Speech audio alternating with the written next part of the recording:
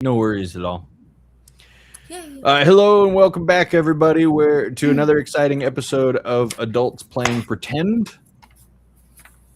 Last time, you got Jeff wasn't here. Blackdale was under the ship, and you guys were like, "He'll be okay." And then you tried to take a nap, and then you were attacked by fishes, and you won.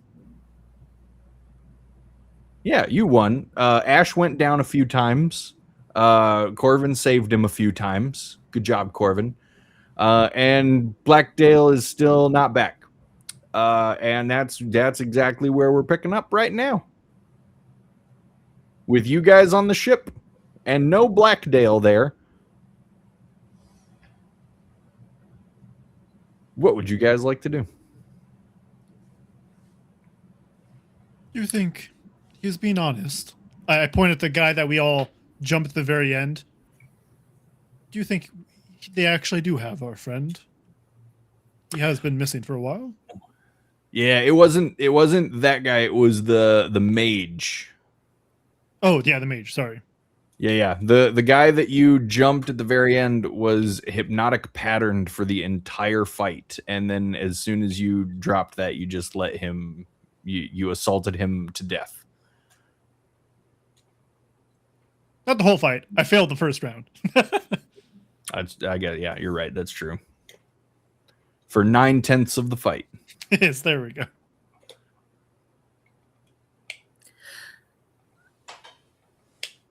I believe him because whenever we tried to not believe him, we were directed to believe him by unknown forces that made us fight things.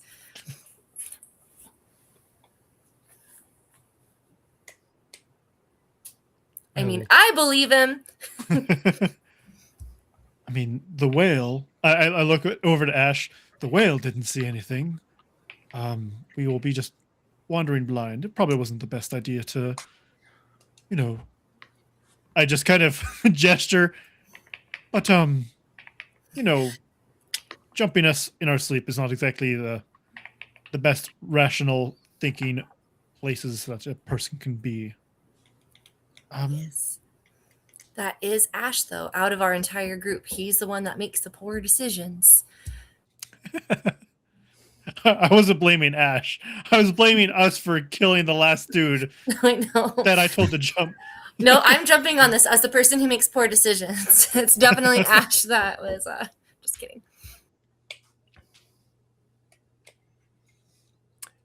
Ash also recalls to himself only really swimming in circles around the ship and not going very deep or checking out that weird sound that he heard while he was down there.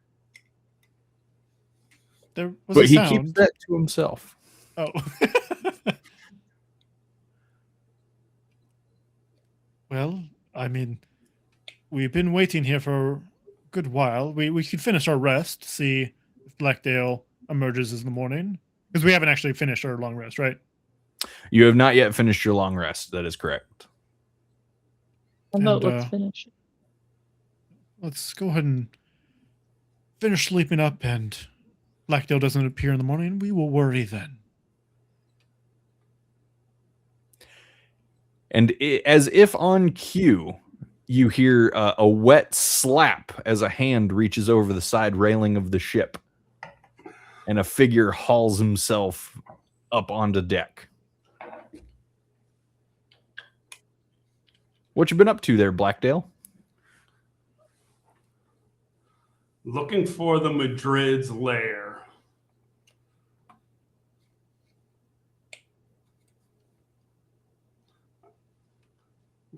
But unfortunately, I did not find anything. That Were you explains the fish kidnapped? people. No, that is a how would good I get question. kidnapped? Were you adult inept? I was looking for the Madrid's lair, but I don't know where it came from. What do you guys think he meant then by we have your friend? Are we missing somebody else I'm forgetting about? Where's Daw? What do you What are you speaking about? What is this? I just pointed at the bodies on the ship, the fish people that we have on the ship.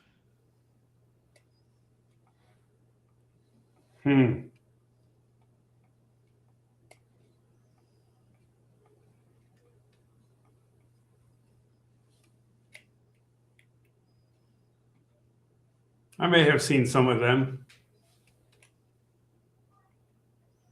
And you are not claiming responsibility, I assume, for their sudden appearance on our ship? How would I be responsible for that? I don't know. I was asking a question.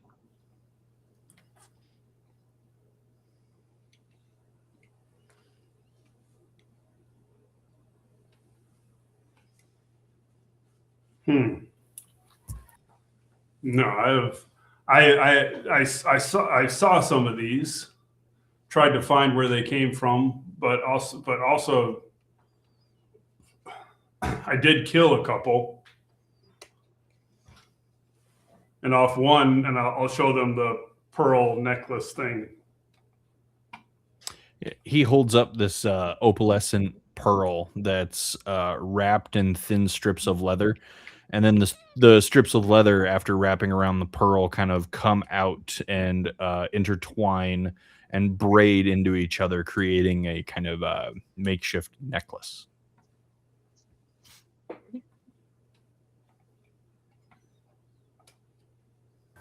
Sleight of hand. Just kidding.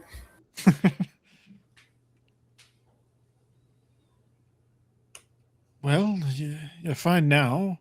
And can I go ahead and roll some insight just to see if Blackdale seems to be telling the truth? Yeah, you roll for insight. Jeff, roll for perception or persuasion or deception. You get anything. Okay, I got a 3. Well, I rolled a 14. Okay. Yeah, it seems on the level. Fair enough. If you're doing okay and you don't think you were followed anymore, and we won't be bothered by going to, if we wanted to go back to sleep, I think it's probably best. Do you speak these silly fish creatures' language? They gurgled at me. One of them spoke. What did they speak, actually, when they gurgled? I did Undercommon, Infernal, Giant, Elvish, and Common. I don't know if they said it in Common. The gurgling that we have your friend, that was in common, but the rest of the time when they were communicating with each other or shouting during combat, that was in a language that you do not know. Okay. They muttered something in common, but most of the time, no, I couldn't understand them. If they speak common, I shall go ahead and cast. Right? What do I have?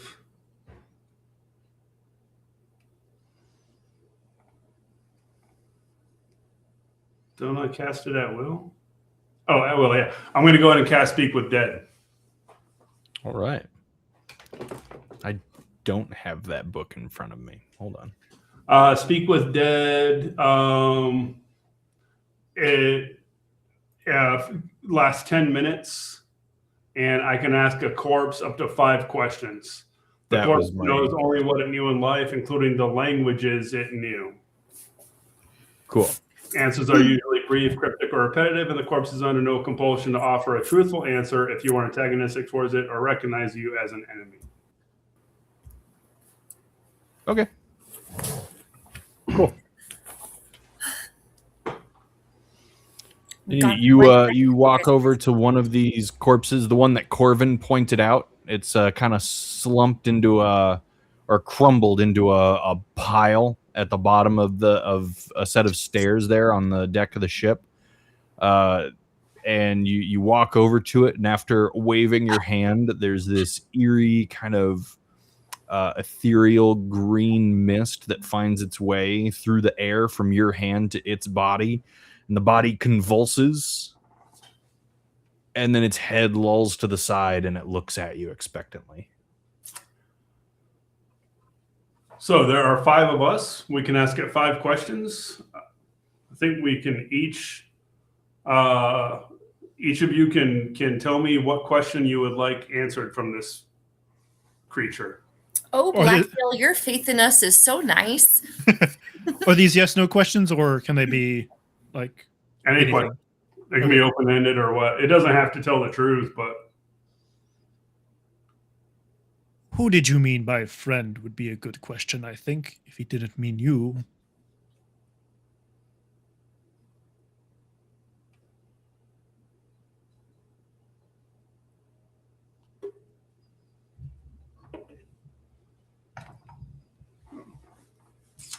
So so you're trying to ask it? It told me that it has one of our friends, and so I'm asking you to ask it, who's our friend?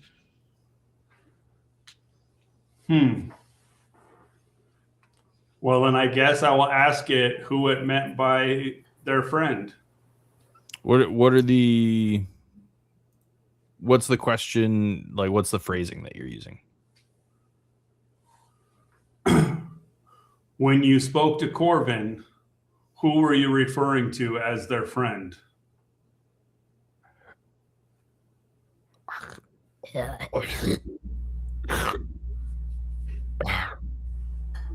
I do not know a Corvin.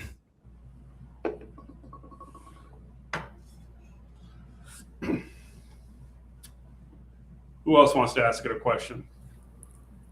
I mean, we could make it broader and ask if they have people or if they have beings held captive against their will. Do you think that's kind of broader, or do we not care if it's anybody else that we don't know? I'm just asking the group. Or we can make it like Leviathan based, or who was it working for? Because this looked like a fish minion compared to like actual beings. I don't know. Yeah, we can ask something about Leviathan, see if it knows anything. Before you approached this boat, were you holding anybody captive?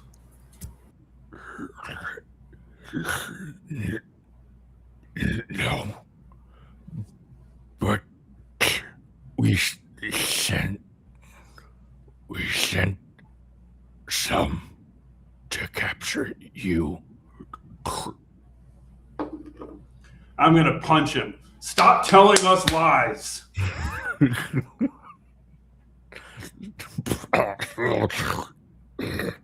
Next question.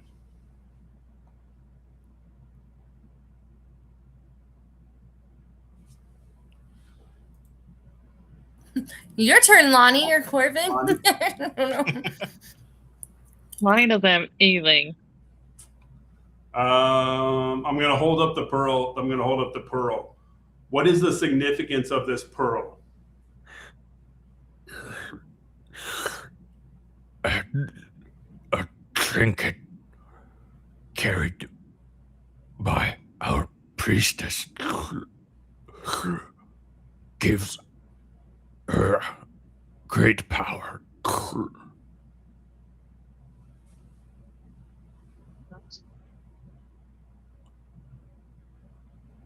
Well, you were looking Robert for. ask her? Oh, yeah, What that's a good Robert point. ask it? He's a nerd, so probably something about like their being, I'd guess. About the what? Like their being, like how they like survive out of water or something like that. I don't know what Robert would ask, but I'm guessing from his nerd wizardy things. That's we don't need to know that. Okay. Were you sent here after us by a Leviathan? No. We avoid the Leviathan's island. Where is the Leviathan's island? To To the east.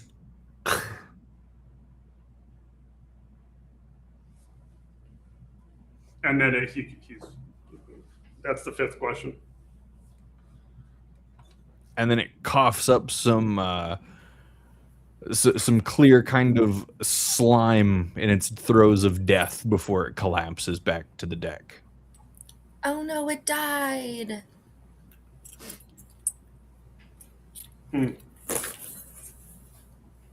How many are there? Hold on. 1, 2, 3, 4, 5, 6, 7. There are 9 more.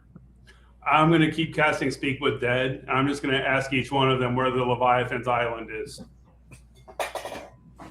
I just imagine that scene from the Batman or whatever. Where's the Leviathan? When your lies don't match up with their lies. I'm going to hold out a map and you're going to point to it. Yeah. No, hey, you leave that shit alone. You leave those alone. Bradley, give me an intelligence check. While he's asking the second fish thing about where the island is, give me an intelligence check. All right. 13. 13, yeah. You know where it is. It's on the map that you guys have. And sure enough, it's to the east. Well, it's good to get a confirmation. You know, you could have pointed that out to me before I started talking to the 8th Kuatoa. It was entertaining.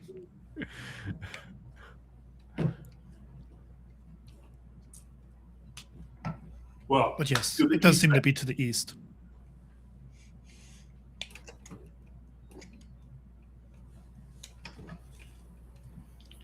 Should we tell the crew then to head that way? Well, Warg! Set sails for east, please. we didn't want to finish our rest first. We still haven't done that. After we sleep. I'm tired.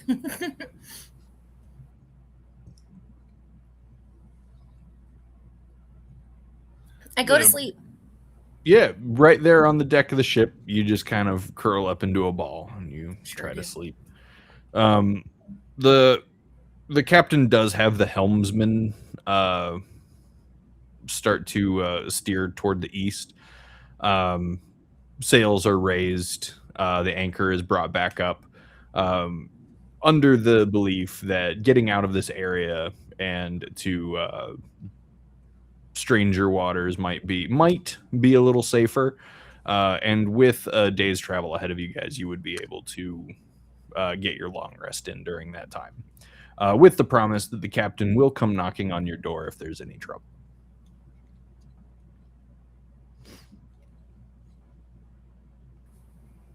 Yay. Do you guys go back to your quarters, or are you sleeping on the deck right there in the middle of everywhere with Mora? Well, I'm not like right in the way of the crew. I'll go off to the side a little bit. Oh, okay. Mora's still going to sleep on the deck then. Where's Corvin's everybody going else? Back to his quarters. Back to So quarters. with Mora. Lonnie's going to stay You don't with have Mora. to. I made a weird choice, but I committed to it, so I don't look like I changed my mind. All right. Gotta go with teams. Blackdale, where are you bedding down? I'm gonna go.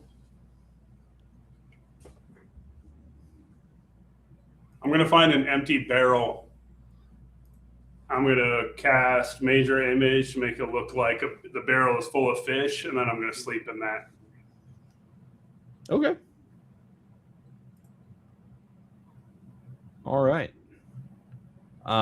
Daw is gonna hang out with Lonnie because that's just who Daw is, and Ash is going to kind of pal around with Scud.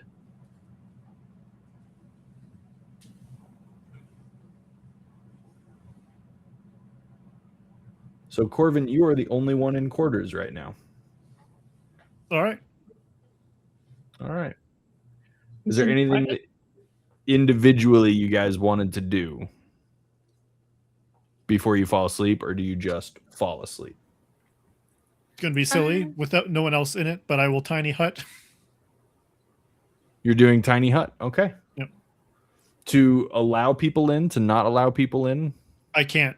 They have to be with me when I cast it. Okay. So it's just me. Okay. I'm gonna go up to Ash and Corbin and renew the spells in my ring that I have. That'll be hard with my 0 spells. So Yeah. Oh, does it take up your Ash- spell slots? I didn't know that. yeah.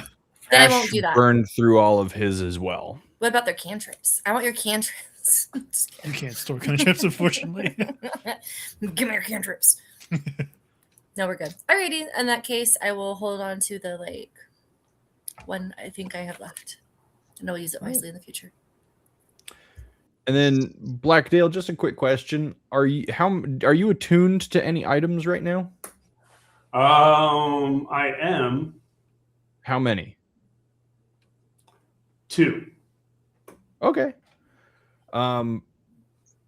Excellent. Then as you sleep this night, you become attuned to that necklace that you found. Okay.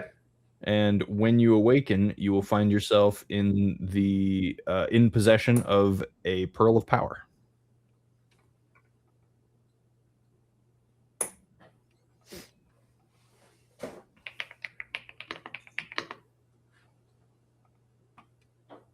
Cool. Corvin, Yes. you are alone in quarters. Mhm. Inside your tiny hut. And With bag ascending to my bag of holding to my ear. with the bag of holding to your ear. And you fall asleep. What is your passive perception? 17. 17. Several hours into your long rest, you awaken to what feels like something gingerly stroking your head. Like fingertips dragging their way through your hair as you sleep. I'll It's your baby immediately mama. roll out of the bed, startled. All right.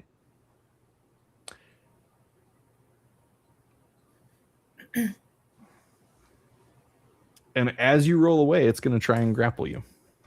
Okay. So I need a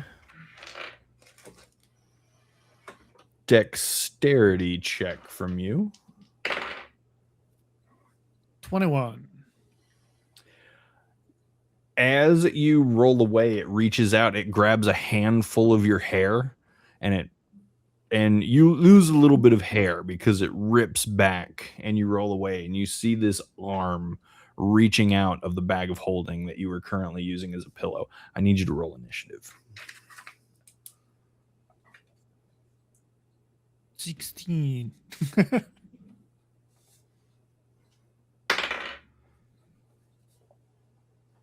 All right, you go first.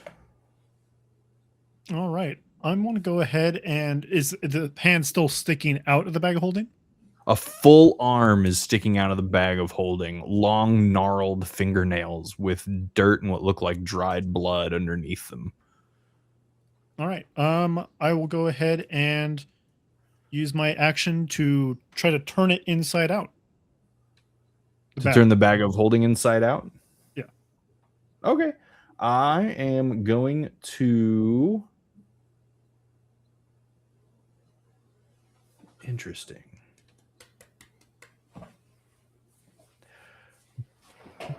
Give me just a basic unarmed attack for that one. All right.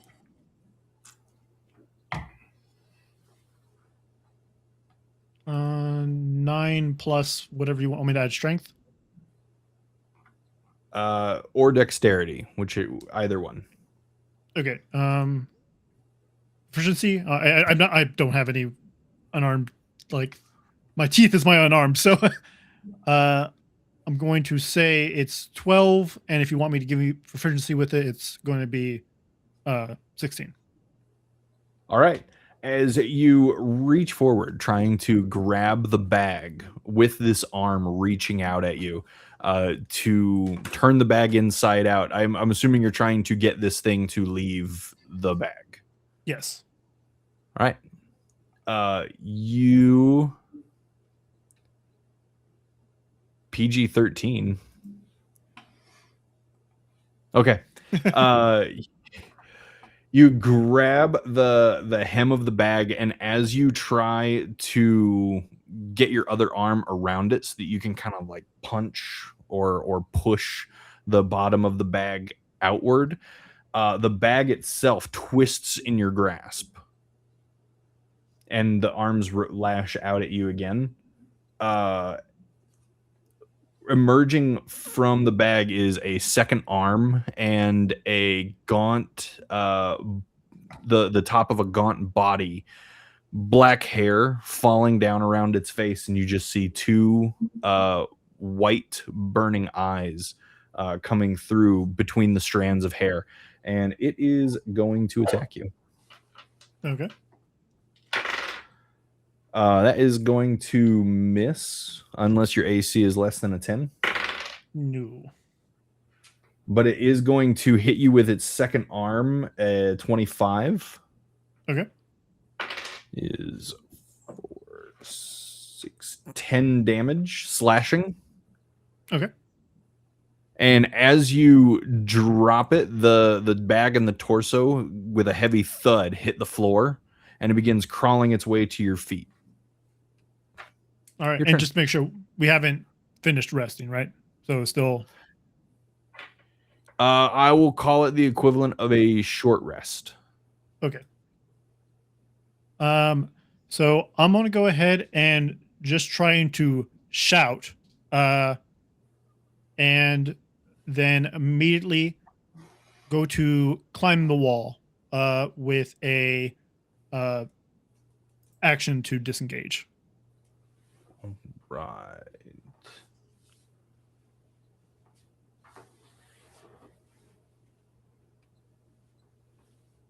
Can sound leave your hut? Yes, Okay. I'm pretty sure, but let me check. Move through it. Other creatures and objects are barred from passing through it. Can't extend into it. And also, there's I'm leaving the hut because I'm climbing up the wall, so it doesn't matter. It's disappearing once I leave it. Okay. Yeah, you're gonna try and climb the wall. It is going to reach out and try and grapple you as you leave With its area. I did action disengage. Can it do that? Oh, I Ignore didn't. disengage? I didn't get that. Sorry, I missed that part. All right. Then you've shouted. You leave your hut and you spider climb the wall. It is going to. How far up are you going? I'm going to the ceiling, basically. Okay. Because last I know, everyone was sleeping on the top of the deck, right? Everybody's sleeping up on deck or in a barrel right now. Okay, yeah. So I'm going up to the top and shouting, basically, Okay. and also getting out of the range. Hopefully, I don't know how high the ceiling is. Unfortunately, it's not super high. So even if you climb the wall, unless you get far enough away, you would still kind of be reachable. Okay, I have 35 feet of movement. I would be getting wherever I can get 35 feet. I don't know if it's even that big. I'll leave the room if I have to. If it's All right. smaller than 35 feet. Then we're gonna say you go to the ceiling and you go to like the far corner and you kind of crouch down so you could be as far away from it as possible. Okay. And you're crouched down, so you'd be crouching upside down. Up. Yeah. You'd be crouching up. Okay. This creature, whatever it is, it watches you skitter across the ceiling and crouch in the far corner. And then it uses its arms, and you can hear cracking in the joints as it moves, and it lifts itself out of the bag. And the whole time looking at you, picks up the bag, drops it in the middle of the room, and then just points down into it.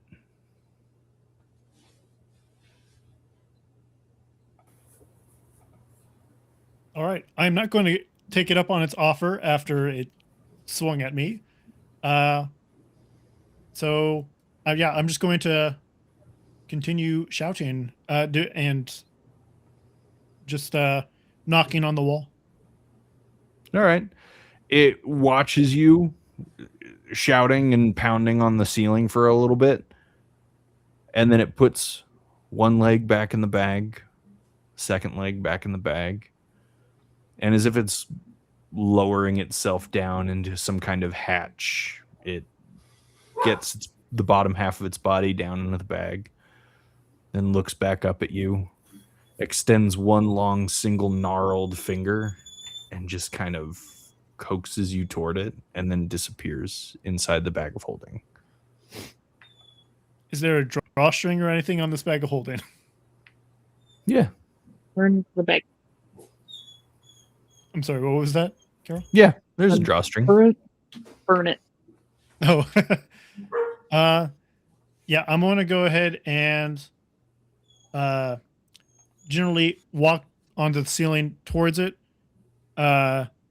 and try to quickly dash towards it to try to draw the drawstring and let everyone know in the morning, but I will put the bag outside. This is going to be horrible, but I want my sleep. I'm going to put the bag out of the hut and sleep. All right. Mora, Lonnie, Blackdale, what are your passive perceptions? 15. Wait. 15. Wait, how do you, just to make sure I'm right, it is what plus what?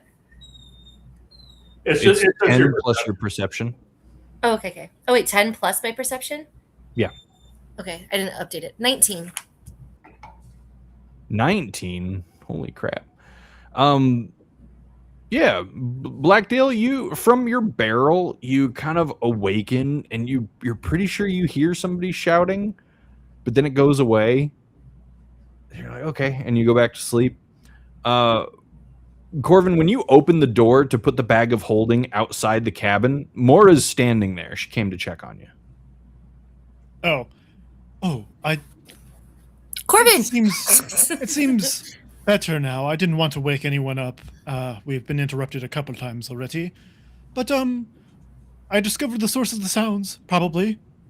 And I continue just casting and just move the bag, like, out the door, like, behind Mora. Don't finish my sentence. And what was the source of the sound, Corvin? Oh, you know. And I just point as I continue my casting. Do I But notice I point, this? I point at the bag that I put right behind you. It's like right outside our cabin door. I go to open it. What's in here that's making the noise? That is not a great idea. It was a lady. She tried to coax me inside. Corvin, you're keeping ladies in your bag. I did not put her there. Wait, who promise. put her there? It's so confused. Ash! I know it wasn't Lonnie. That doesn't seem like a Lonnie. Actually, it does seem like a Lonnie thing. Lonnie! Wait, are we supposed to be sleeping? Maybe I shouldn't wake them up. Okay. It was something I was going to deal with tomorrow when everyone is ready. They wanted us to go in the bag. Well, me, at least. But, I don't really want to do that right now. I kind of look at Corvin. I was like, was it a familiar lady? I don't From- think so. Was it familiar? You familiar with? What was it, the Raven Queen? Yes. The Queen of Ravens? It did not resemble the Queen of Ravens. Was it ex-wifey? Was it my wife? Give me a perception check. Him? Yeah. 26. Oh wow, that was a good time to get a high number. From what you know of your long deceased wife, you don't think so. I doubt Doesn't it. give you more. Also, did you tell the others about your wife? Yeah, I did tell them about my wife. I didn't tell them any details about my wife, but Okay. I know about her. She Because you existed. found the box. Yeah. Yeah. All right. And we remember I cried about my wife that one time. Oh, that's right, in the theater. Yeah. Yeah. I do remember that. Okay. All right. Yeah, no.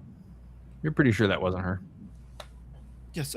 Draw that drawstring really tight, Mora. We'll deal with that tomorrow. I draw it really tight, and then I kind of kick it a little bit with my foot to see if anything like moves in the bag. No, you kick a bag. Doesn't move, doesn't react. Did you look into it before you tied it? No. Okay. He stopped me. Okay. Well, stop keeping ladies in your room, and maybe you'd stop getting attacked or into these funky situations. And then I think you just uninvited yourself from the cabin, the only cabin on this ship. So, I guess I did. I'm gonna go back to the deck where I'm sleeping. Should we put this bag somewhere safer so nobody sees an empty bag just hanging out here and opens it by mistake? yes, they can go in the corner of our room. That's fine. I was just frightened. Oh, I'm sorry, Corvin. Do you need a hug? Why the I'm buddy good. system? I'm already hugging him.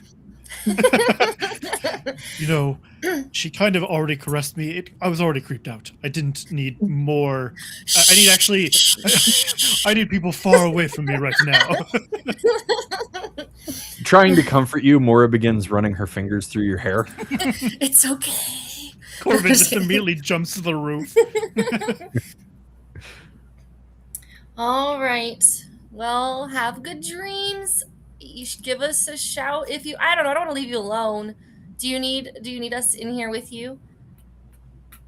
You know what? And I'll go out and I'll finish my ritual casting of Tiny Hut on the deck. We'll all just sleep on the deck. They give us a cabin and then we just sleep on the deck. Buddy system. Yeah. Yeah.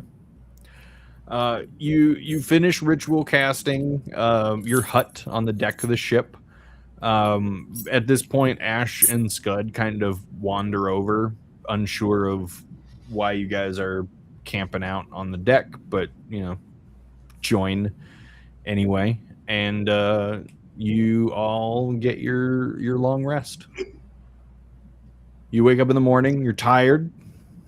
It's a big day yesterday, but you're feeling much better. Resources are replenished. You're feeling good and healthy.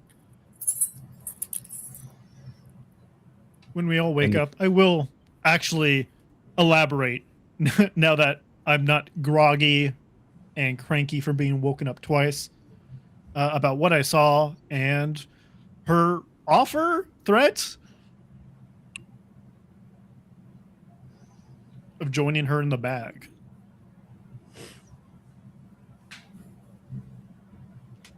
I've never tried to enter one of these. They seem cramped. I don't know if it's easy enough to get in them. I'm not just suggesting, but I am. Lonnie, are you able to fit in the bag for us? I'm worried about getting out. Because I was going to volunteer, and I'm like, well, what about getting out? Would I be able to just crawl out if I want to get out? Did this thing come with a manual? The bag of holding did not come with a manual because you pulled it out of the corpse of the beast of blight. And he didn't carry it with him? That's kind of irresponsible. No. Okay. Doesn't have a drawer full of instruction manuals. That's a reason. No, the Beast of Blight, while sleeping dormantly for a century, did not keep a manual to this magic item that it had. Have we actually used this as like a normal bag holding? Yeah, okay. for sure. All of your I stuff mean- is in there. Not all of your stuff, but like the things that Yeah. you guys have put in there are still in there. Your treasure, your gold, your platinum, the pieces of armor, the trident that you found. Like you guys are using it. What is More going even on? turned Why it is inside everybody out and staring dumped at it. this bag? I'm sorry. I couldn't hear what you said. Sorry. Why is that? What's going on? Why is everybody staring at this bag? It may have woken me up, attacked me, and then tried to put me in, or wanted to invite me into the bag. It was A gnarly lady, not the bag. Yes. The bag attacked you? A lady from the bag. So She's the there's- lady from the bag. You have a woman, you have a lady in the bag? I That's don't what know her. I asked him. She's not my lady. Also, I don't know who it is. We didn't put her in there. She's the I lady might be of sound the bag. defensive, but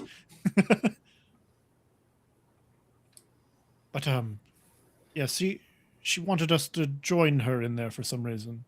But Lonnie, I mean, you should be able to get out if we just do something similar to like this rope. I put my hand in, not really thinking about like, hey, there's a lady in there. I put my hand in to just try to grab like rope out of it, and just if I just think about it, I'm able to grab it, so I should be able to grab you. Does anything grab me when I try to grab the rope? No, you remove a 50-foot bundle of hempen rope. So if I just think about retrieving you, I think it should work, probably. Well, let's hope so. Lonnie's down. All right. So you're going to climb into it? Yeah, I have so. Okay. Do we have like rope or something? The thing I just drew out of it? Yeah, like Maybe. just like she tugs twice and we just pull. One takes the bag, one takes the rope. I don't know if it works that way, but we could try.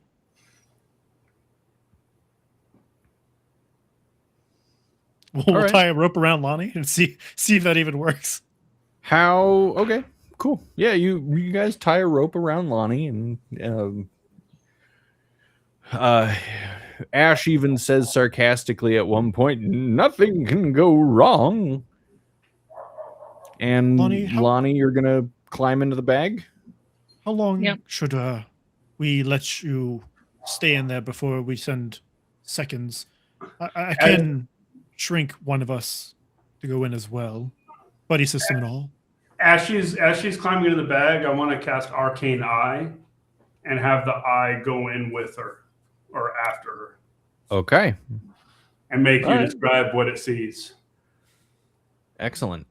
I cast So, nothing because I'm It's Lonnie. It's a bit of a fit, a little tight. You know, you got to kind of at one point you have to kind of put your arms up, just because your shoulders get in the way a little bit. Meaning this lady would have had to have been incredibly lean in order to get in and out as easily as she did.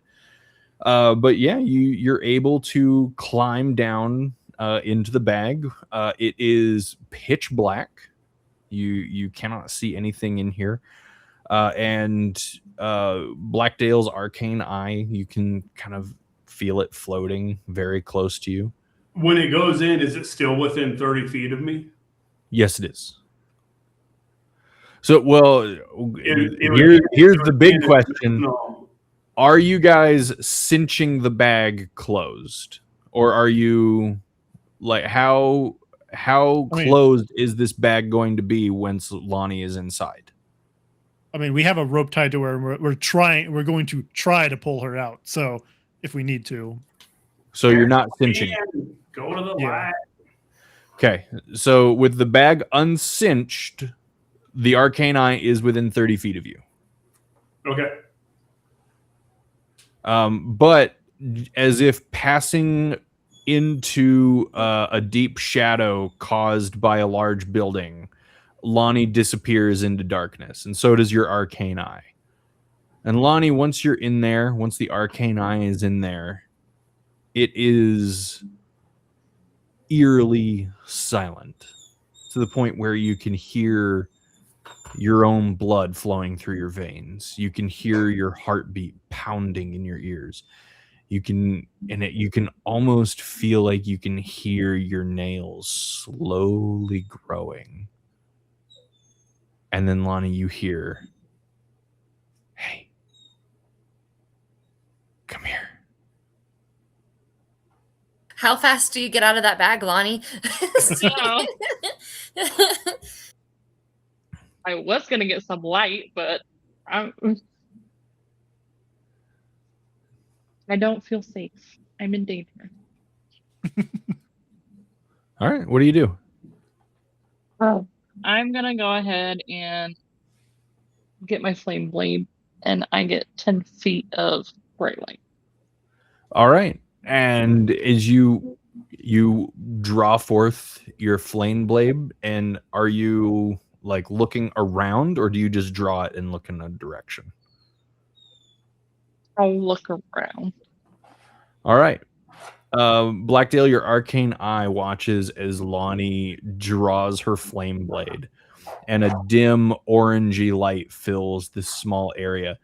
Just beyond the emanation of this dim light from your blade, you see the orange reflection of two eyes staring back at you from the darkness. Would I see that as well now? Yes. Come here. She's not alone in there. Well, we did know that, but what does she see? What do you see? I'm gonna open the bag wide and also try to squeeze in there. Wait, your rope. I'm just gonna scooch in there. All right. Make a. Ooh. You heard of Jesus Christ, our Lord and Savior? Give me a quick dexterity check. Yeah, just a dexterity roll.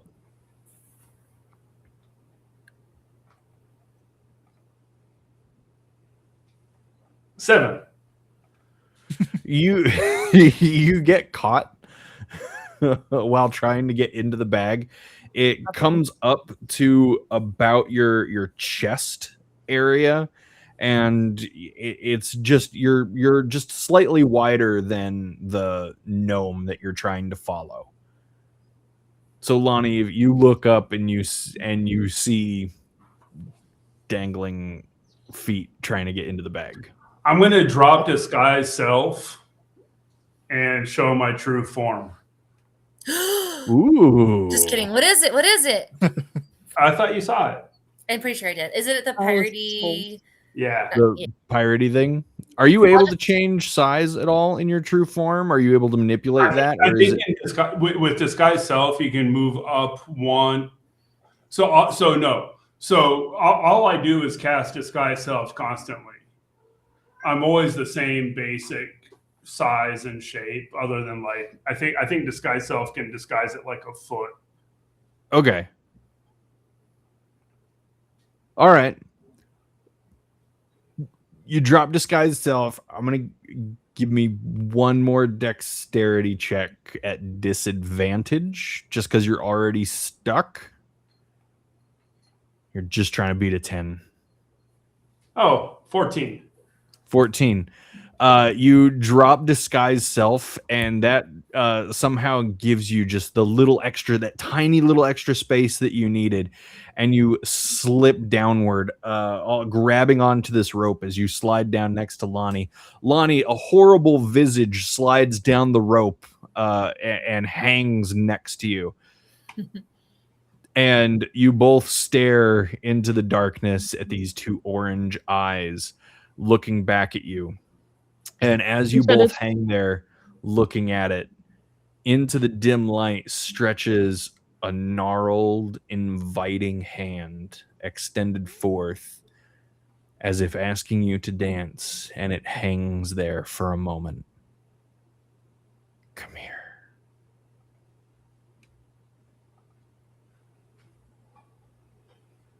Okay, so that was bright light, but if I go dim light, I There you go. can That's what's hanging add. next to you. Well, we've seen him, right? Yeah. Okay.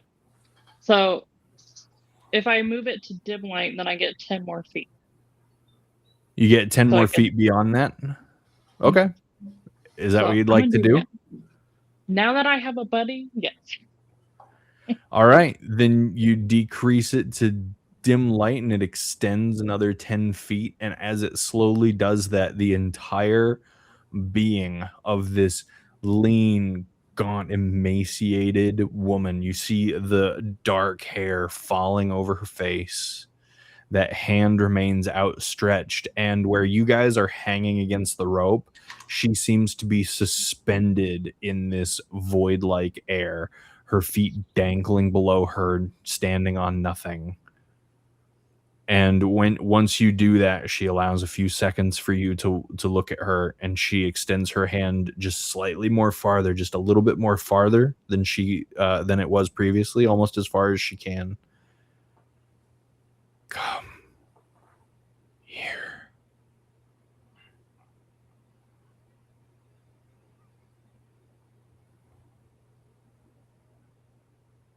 You do nothing? Super nice. What if she's super nice and we're just being all judgy? Was she aggressive with Corvin?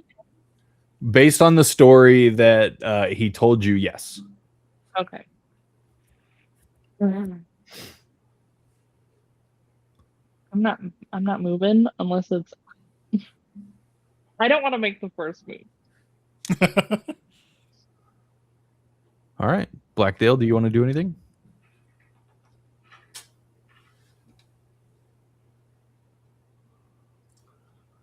I want to cast Hold Monster. Ooh, okay. Wisdom saving throw DC 16. Ooh, 19 minus 1, 18. Damn. And you can see its head kind of twitch. And then very quickly it retreats all the way into the darkness. Your flame blade extinguishes, and you feel yourselves being ejected up back through the opening to the bag of holding, where you both eject and then fall onto the deck. And the bag of holding, you watch as it cinches itself back up. I'll take that over being snatched the other direction. Ow! But so, how did Corvin go back to sleep after that? You'd have to ask Corvin. Dog. He might have some baggage that makes him pretty accustomed to sleeping in bad scenarios. You don't know. Maybe he didn't sleep. Maybe he's lying about it the whole time. You found me out. Well, you guys just reverse roped. I didn't have to pull it at all. What'd Did you you think see? that What'd you- you see?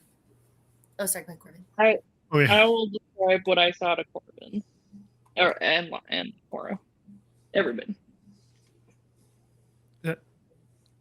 She wants to dance. Is that correct? It didn't seem like Was it that more- last night.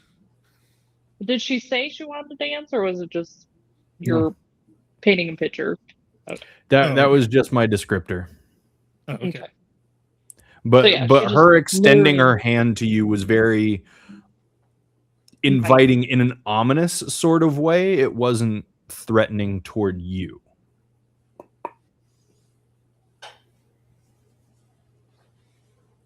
What was she wearing? Nothing.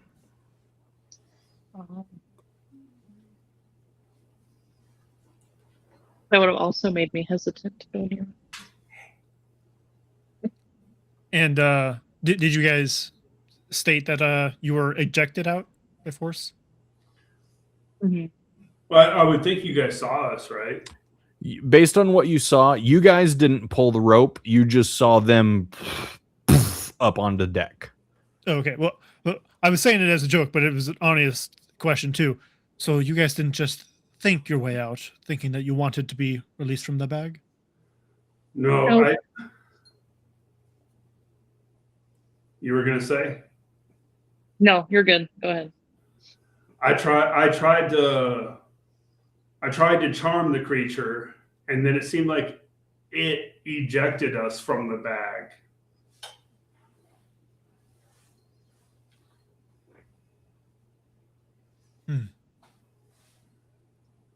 And Lonnie, So charming. you did invert this bag, right? The other day? You did. Yep. But now we know what she looks like, so we could try to yank her out. Grab her That by is- the hair. I didn't think about it that way, but we do know Have now it that ready to- she's in the bag. Yeah. Do you guys want to try that? Mm.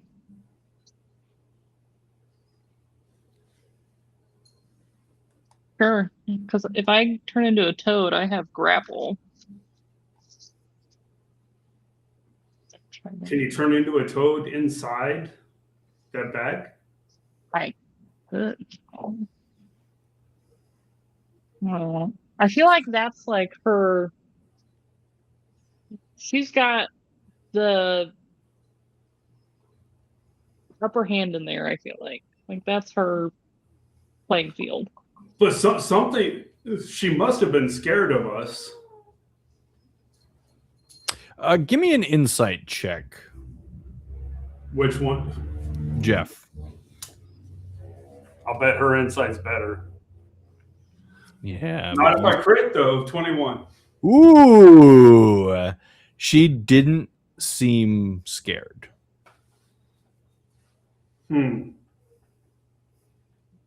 It almost seemed like she wanted you there. It's not better. Yeah, so I don't want to be where she wants us to be. She's been trying to lure us in there, or Corvin in there. One sec. Anybody in there? So I feel like yanking her out would be challenging, but interesting. Yes, I can help you a bit if you wanted to try that toad form. Were you going to try to just, like, stick your tongue in and pull her out that way or something? I don't write down what it's called. She'd get damaged. I think it's like the Toad's version of bait. Because I can Yeah. make that So the giant... Okay, sorry. No, you're fine. I have bite or swallow. Both are grappling. But I can help you a bit by making you even larger, make your large toad even larger. Should help you pull a bit, aka give you advantage on strength checks. that would be fun. Yeah. You are Let's muted, try my that. dear. I can shoot a fireball in there. Just kidding. I don't really have a lot of stuff to contribute unless you want me to shoot a bow and arrow in there, or an arrow with my bow. Or, yep. How does your mind thing work? Your mind connection? Oh, sorry, it's all mind think. How do you think? What do I do? It's really hard, Corvin. I'm just kidding. I have to be able to see a creature, and then I think once I establish that connection, let me see if I just still see them, because I think they can get pretty far. We might be able to pull them out just enough, where then you can talk to them. Mm-hmm. Let's see.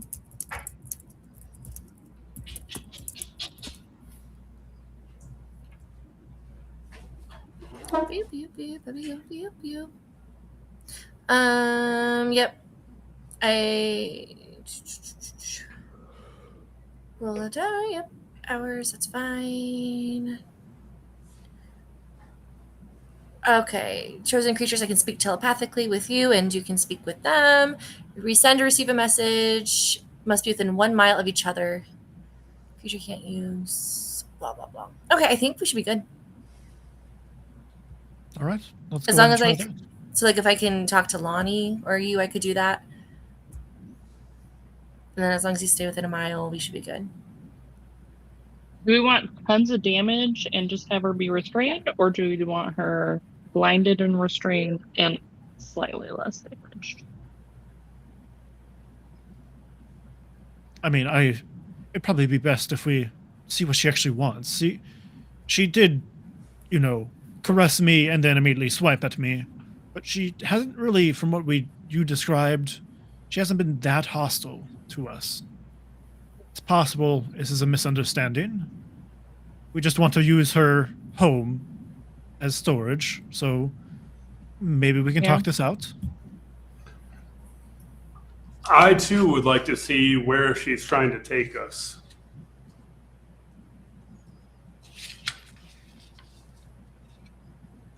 Okay.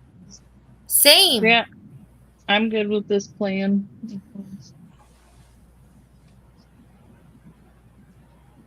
I will turn into a toad then. All right, And I so will- you turn into a giant toad, and And the I will plan march is it. to drag her out so that Mora can Corvin's create. gonna make me an even bigger toad. Yes, So you're I a can- giant toad. Do you want me? So am I gonna? Maybe I misunderstood the plan. You guys, am I not establishing a mind link with Lonnie as she goes in there to get the lady, or am I trying to establish a mind link with the lady? I was Yes, thinking perhaps. with the lady. With the lady. Okay, cool. Yep, I will try to talk to your new girlfriend.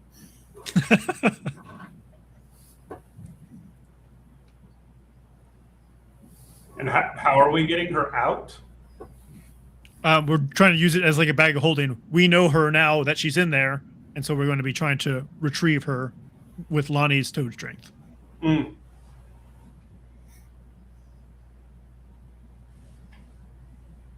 Okay. Well, on your mark, I'm going to have you guys tell me exactly what you're doing. Okay. Well, unless somebody wants to hold the bag, I'm just gonna picture her and then do my bite. If the attack hits, I get advantage, right? Your bite. Yeah. You're going to bite the bag. No, I'm gonna go into the bag because when I do my bite, it uses So it's a grapple. Do you want me to send it to you? you just turned into a giant toad, and Corvin just made you a giant toad on the outside of the bag. Right. You are So we're too trying to get big her to out. fit into the bag now. You are a giant toad on the outside of the bag. Right. Aren't we just trying to get her out? Like, Yeah, Can but I now not- you can't go Wait. into it. okay. It's not made of elastic that will fit I think around she's your trying to- incredibly I large think she's body. trying to flick her tongue into the bag. That's what I thought was happening too. And That's what. Yeah. Woman from 227. As long as I wasn't alone on that, what that image was. Okay, so you're not biting then. You're gonna That's This- the you're action gonna on try the and- character sheet. That's what it's you're called. gonna try and It's a- punch her with your tongue and grapple her in the darkness. That's what bite is. Okay, cool. So That's what you will need to do then is you'll need to roll for an attack, but you can't see anything. But Mhm. So it's I a think what they were disadvantage. thinking is because she's in the bag, as long as it's just like grabbing an object from the bag, as long as she's thinking crazy lady from room 237, she can just grab her like it's any other object in the bag, right? Is that what Yes, you're but this is not an object. This is a creature. Okay. So in order to grab her, it would be an attack, and because you guys can't see into it, like earlier you disappeared into darkness, I would need you to roll a disadvantage. Okay, so because I had advantage, would that just put me in normal, or would that just go to disadvantage? Yes. That'll normal. just make it a Okay. straight roll. Okay.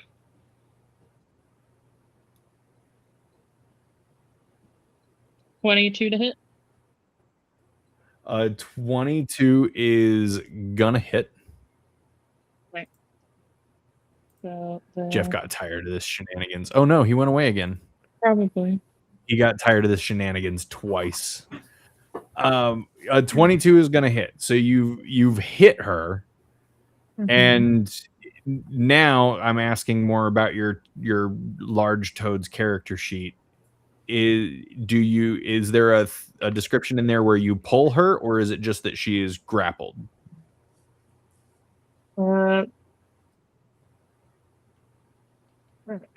As the attack hits, the target is swallowed and the grapple ends. So it's grappled.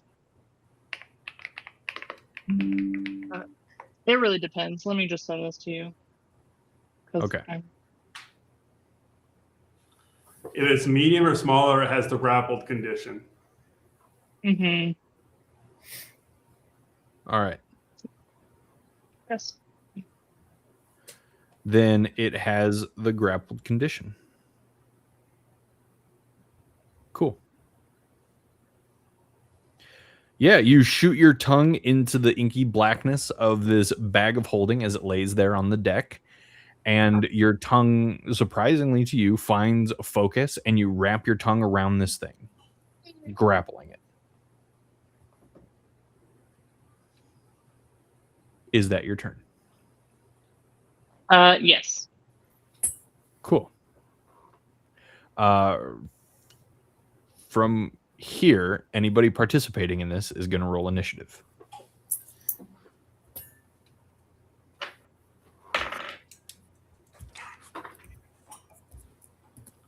Nine. Corvin, 20. So we've got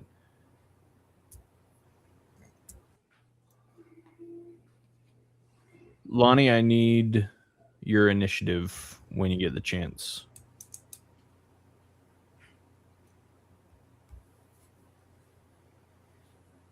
She got a 12. Guys, let's just take a moment to look at Blackdale's setup. It looks really cool. It does. Mora, Lonnie. Cool.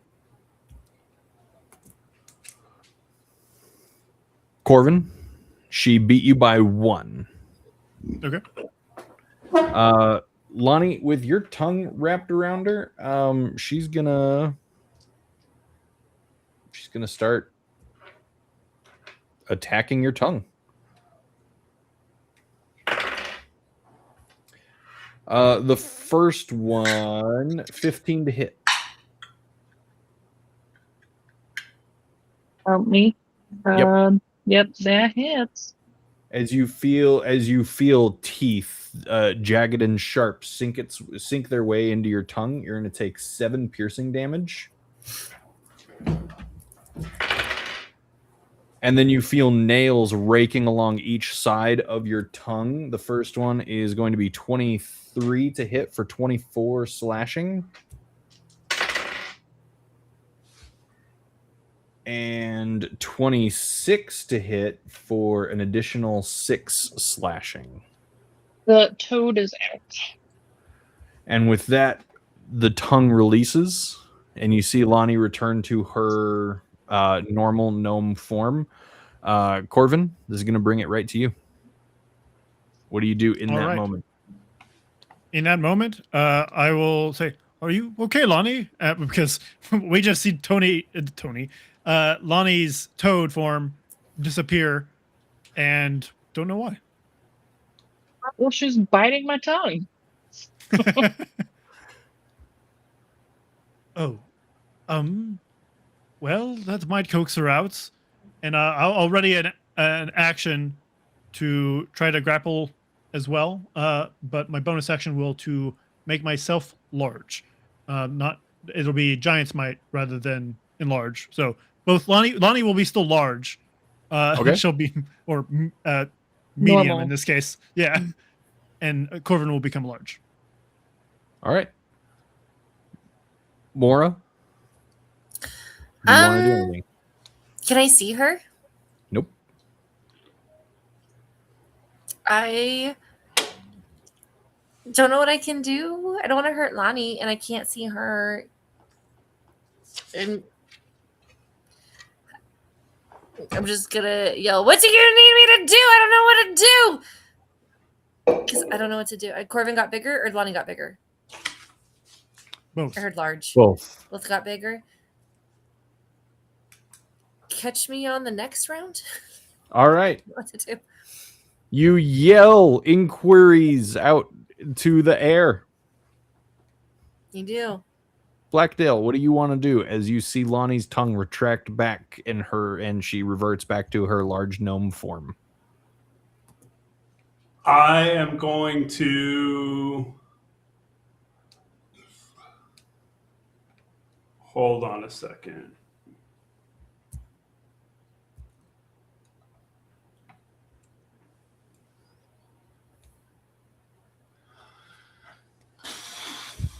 I'm going to go up. I'm going to move, grab the edges of the bag and stick my head in. And can I see? I have 60 feet of dark vision. Do I see the thing?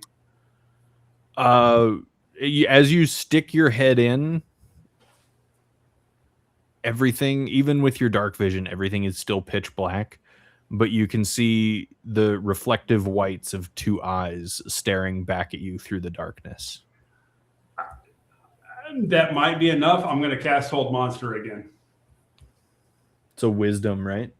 Wisdom, DC 16. 18 minus 1 for 17 total. I don't like her. Well, then I will pull my head back out and move back 10 feet. All right. And that's it.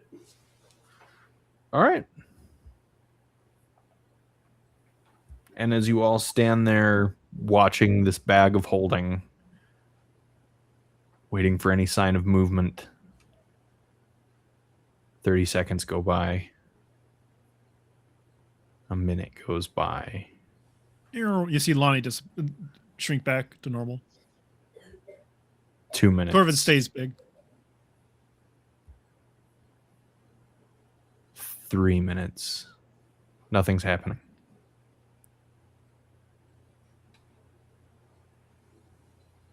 Oh, 5 minutes. I'm going to stick my head back in then. Okay. And do I see it? Do I see her eyes? Yes. Cool. I'm gonna bonus action Awaken Mind. Okay. Choose one creature you can see within 30 feet. You and the chosen creature can communicate with each other while the two of you are within 4 miles. Oh man, we have to share a language though. God damn. What languages do you speak? Common. That's it. Yeah. Where are you trying to take us? Show.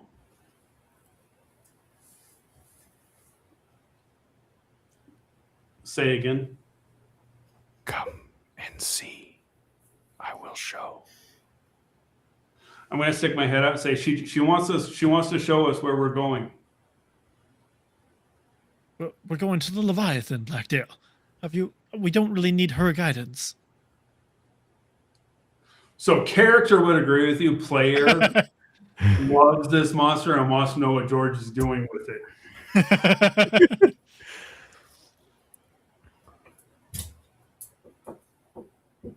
I want the damn beer. Oh, I don't like that guy either. Hey, Robert, come here. I'm the damn Oh. peer. Corvin, Bradley's the dampier. Bradley, come here. She's got something to show us. He's up I know. for anything. She's already tried to coax me. I've told you this. That's what she did last night. I understand. I cooked and cleaned for this guy, and all he did was turn on me every chance he got. What? Question. What? Who? You have a question? Yes. If I use polymorph on Corvin, would she still know who he was? Oh, the damn. You don't know. Sorry, I was thinking Robert was the dampier. My bad. Never Yeah, mind. no, Yeah. it's Bradley. It's our guy. Disregard. Robert's the corpse. Yeah. The other undead. I'd sell him for a ham sandwich. And I don't even eat ham. Just kidding.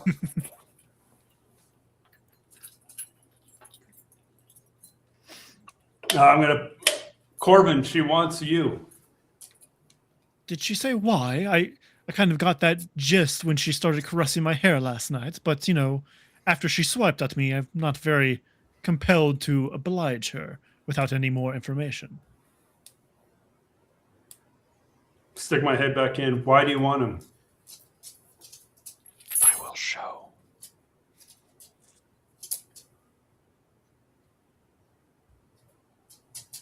You got to give me more than that. It's not very good sales. That's not a very good pitch. And you got to give me something to tell this guy. He's a little skeptical. Then I will show you. All right, show me. And from the darkness, you see this gnarled hand reaching forth invitingly. Okay. Come here. I mean, I'm already here. You got to show me so I can tell this guy. Come and see.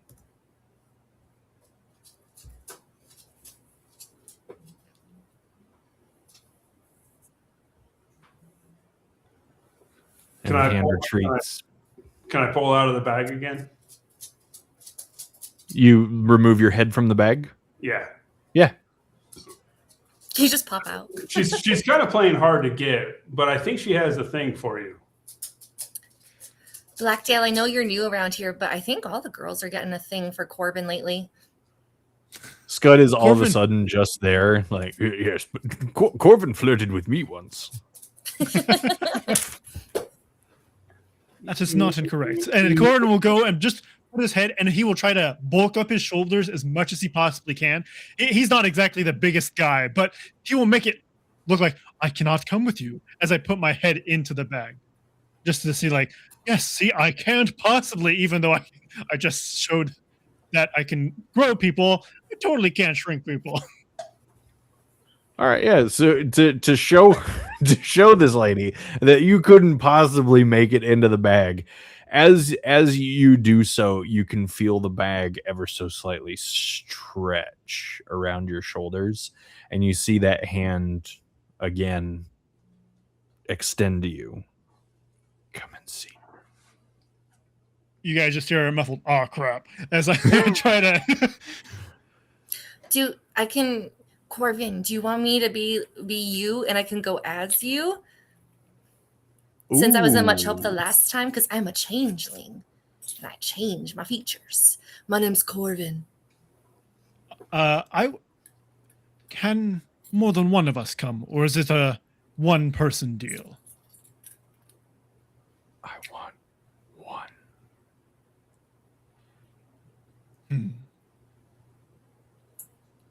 That is a hard bargain you have there.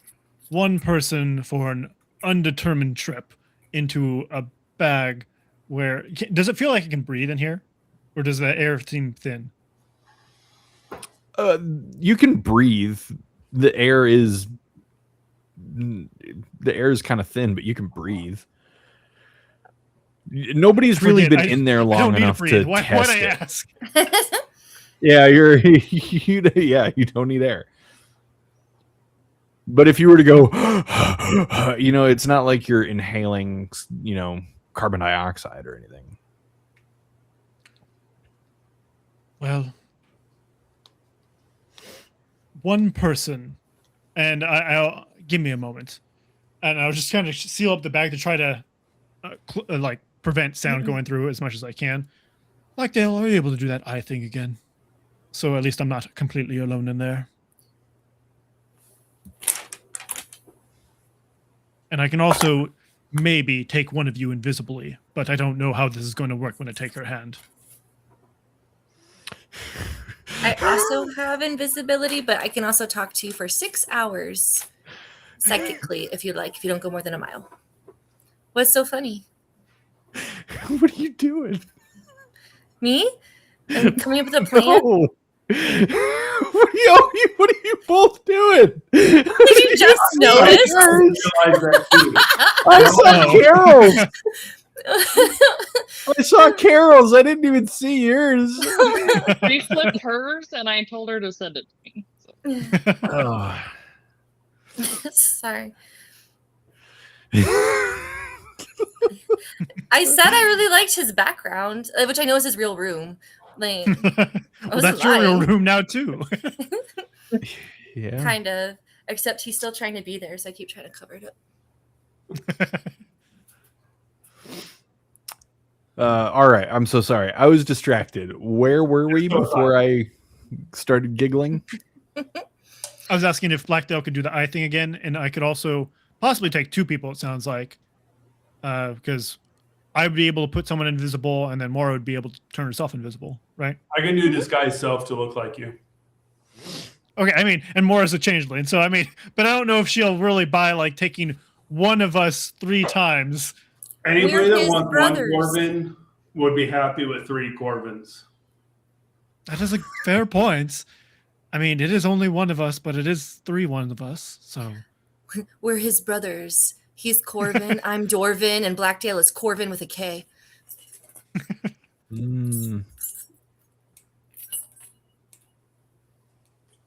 Or I could just be invisible. I can take Lonnie invisibly and just see if that works.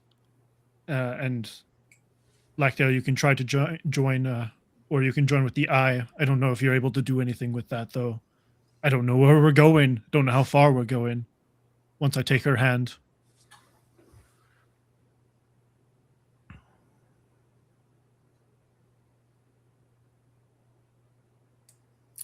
Yeah. And like I said, if we can't all go, I can cast my psychic link. I already rolled the dice, so I'd have 6 hours of connection if you didn't go more than a mile. But if you did, it'd go poof.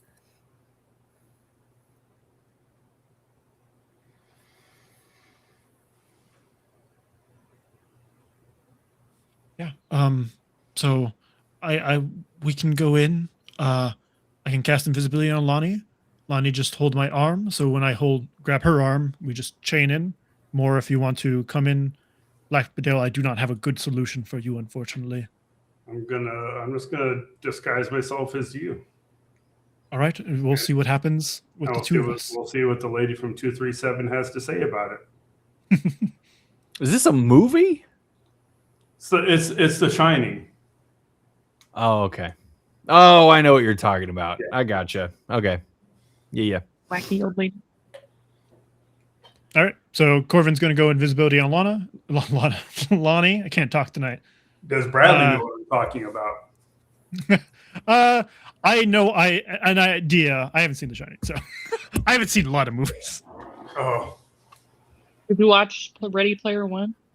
You'd be less enthusiastic if you knew what I was referring to. Yeah. I'll be honest. After that one, I kind of had to turn it off for a bit. I couldn't finish it in one sitting. I think I was in like 7th grade or something. I was like, nope. I was 7 when I saw that. If you saw Ready Player One, there's a reference to it. But... Yeah. I've read the book. I don't remember the reference in the book. But she's not in the book. Okay. Yeah. Okay, so Lonnie is invisible. Okay. And then Mora, Mm-hmm. what are you doing? I'm invisible. Wait, let me get into character. You're both invisible. Okay. And then Blackdale is going to be disguised as Corvin. I'm still here. You just Okay. can't see me. So Corvin and Blackdale,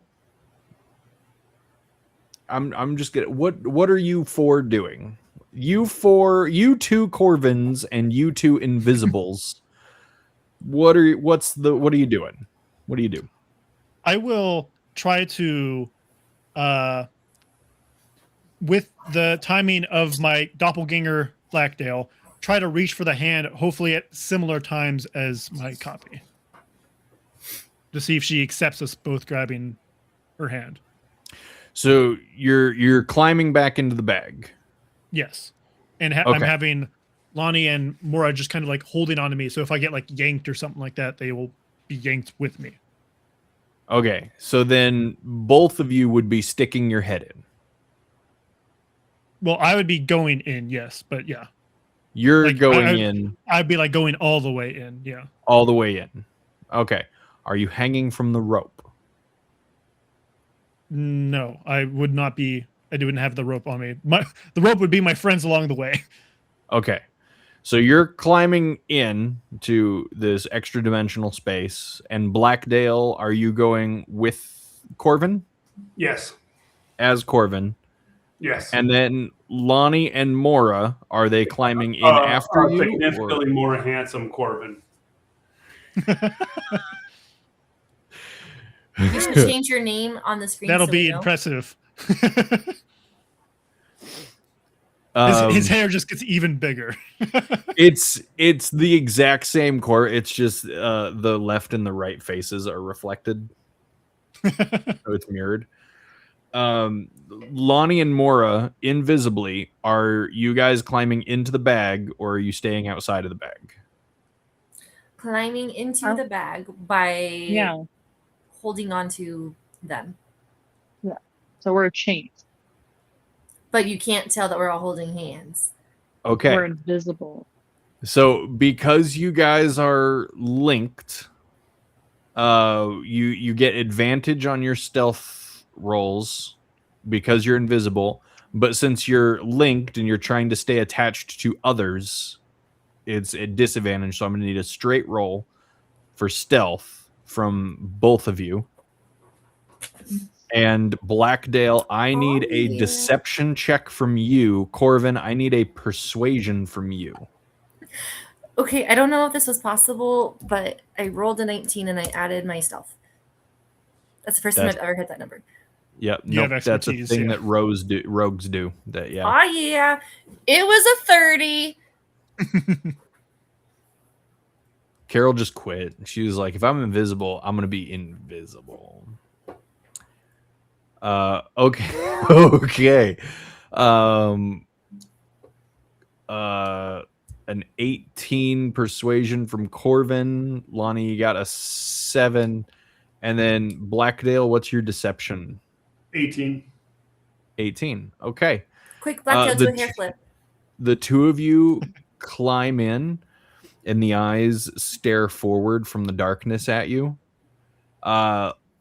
Lonnie, as you're climbing in, you begin to lose your grip on that rope, and you begin to slide just a little bit. But Mora, being as stealthy and dexterous as she is, she grabs you and she kind of pulls you back up a little bit quietly. Gives you enough time to get your bearings again. And you guys climb all the way down.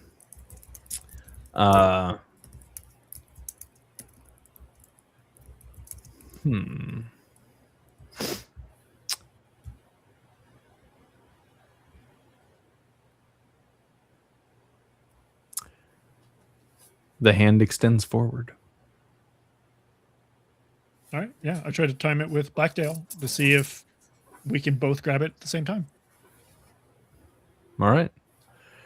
You both reach out, and as you both reach out, the second hand reaches forth in one for each of you. Lonnie and Mora, you feel a hand from each of them on each of your backs. And you guys reach out, and each of you take one of her hands. And she gently begins to pull you into the darkness. Do you follow? And This is as you probably a take really dumb idea, you guys. Yep. We as were- you take your first steps forward, she yanks both of you as hard as she can, and you stumble forward and you begin falling. You begin falling downward through inky blackness, and you can still see those eyes. Even though you're falling, you can see those eyes as if unmoving, just staring back at you through the darkness. And then, as if you're falling straight downward, you're then ripped to the side, and you're now falling down sideways. And you can see the shadowy tendrils of this woman's hair flashing in front of her eyes, as if the wind is. She's also falling, and as her hair is caught in the wind. And then, after a short amount of time, you guys are ripped in yet another direction, where you continue to fall until you're brought to a screeching halt. And there, light begins to slowly fill the area around you. You're standing in what looks to be the main room of a cabin. There's a set of chairs there around a small round table. There is a battered and torn yet very comfortable looking sofa against one wall. There's a nice bay window. It's snowing outside,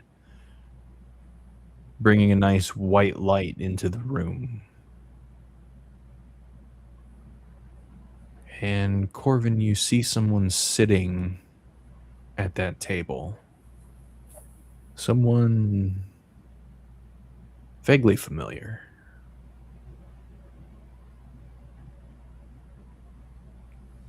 Give me an insight check.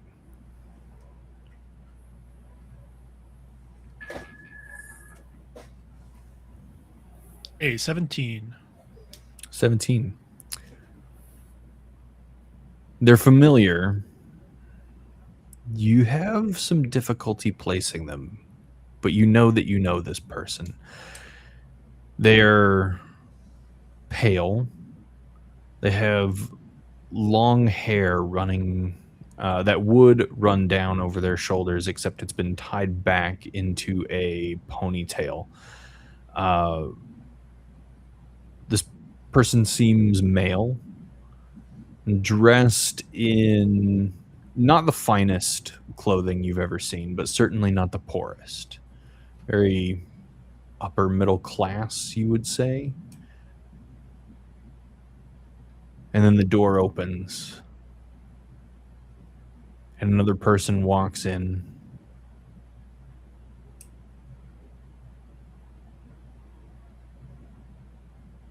They're ready for you. And the person at the table stands up, straightens their clothes, and strides out of the room.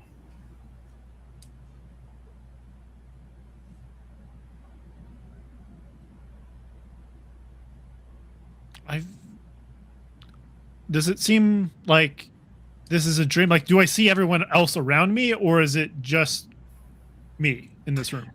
As you look around, you see Blackdale right there. He still looks exactly like you.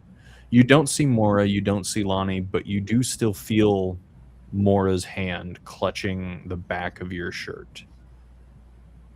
And then you see this woman from the bag,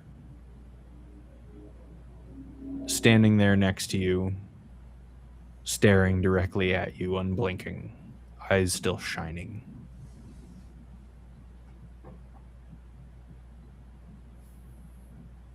Should we be going? I just side-eye her. She doesn't respond. I think it would probably be best. And I will walk towards the door that the sitting person that looked familiar went into. Did I see who called him?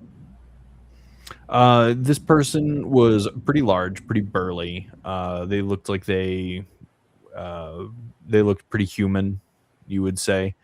Bald, tattoo across the face, big ears that stuck out, and they were missing a couple teeth, but you didn't feel the flash of recognition that you felt when you looked at the person sitting at the table.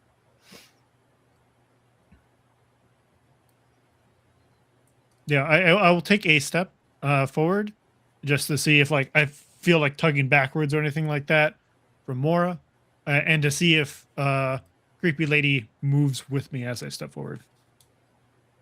She doesn't move with you.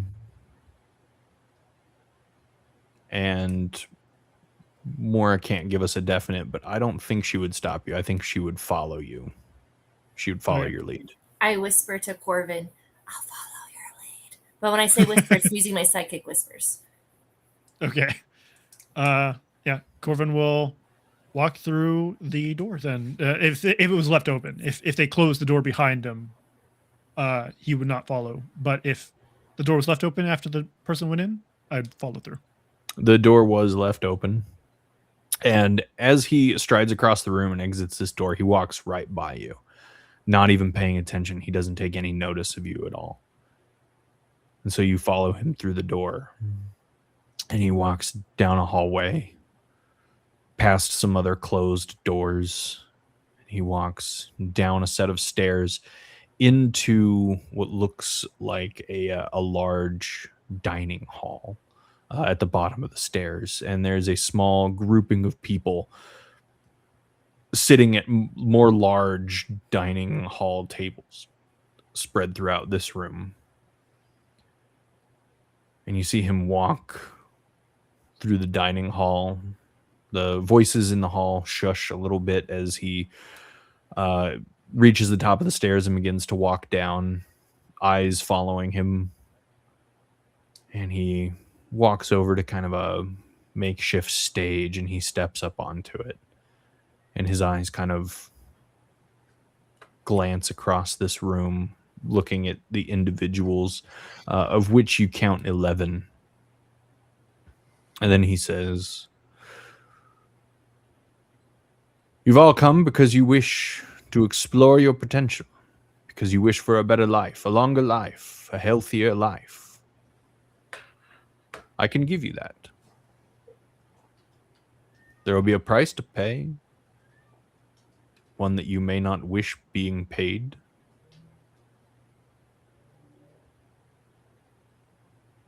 Nobody responds, but he just kind of looks around the room. If anybody is having doubts, leave now. Once we continue, there's no turning back." You see 3 people slowly get up, their chairs screeching across the wood. And they slowly leave in silence. And the air is very heavy in this room. Whatever's happening, people seem to be very tense about it. The man on the makeshift stage continues. "You could die. Your loved ones could die. Anybody that's not okay with that, you should leave now." There's a hesitation from everybody. There's a pause. And 4 more people slowly stand up one at a time as they consider their options. And they leave. The 4th one leaving quickest of all, trying to get out of there. Until there's 4 left. Give me a perception check, Corvin. Actually, everybody here, give me a perception check.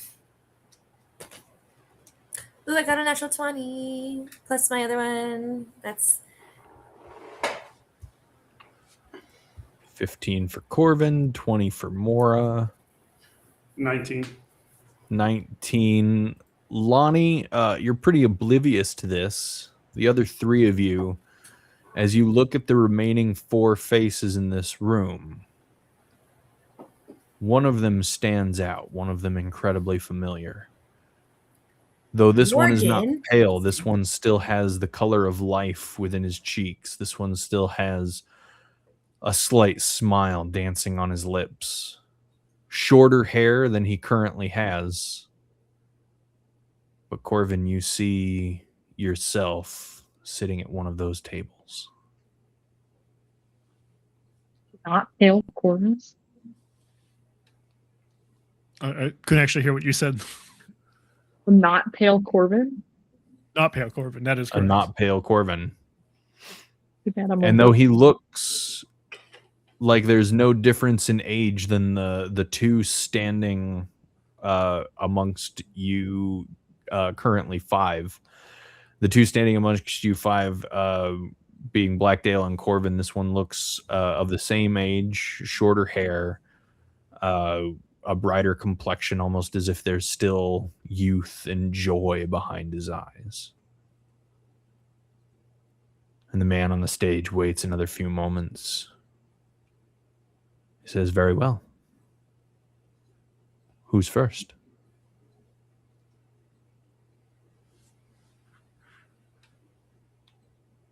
Nobody raises their hand. Sorry, what was that, Bradley? Oh, I was just saying, current Corvin will just kind of close his eyes, and light tears will go down the corner. Aw. I whisper psychically to Corvin, and I have Lonnie and Blackdale in this too. Corvin, is this a memory? Not my brightest moments. Very slowly, the young Corvin that you're watching very tentatively raises his hand. And the gentleman on the stage says, "Very well. Follow me. The 3 of you wait here. Do not move. I'll return shortly." And the younger Corvin, the joyful Corvin, is led off into a side room. And after a few moments, Corvin, you feel bony hands wrapping their way around your wrist. And you look up and the bag lady is there. She's looking at you.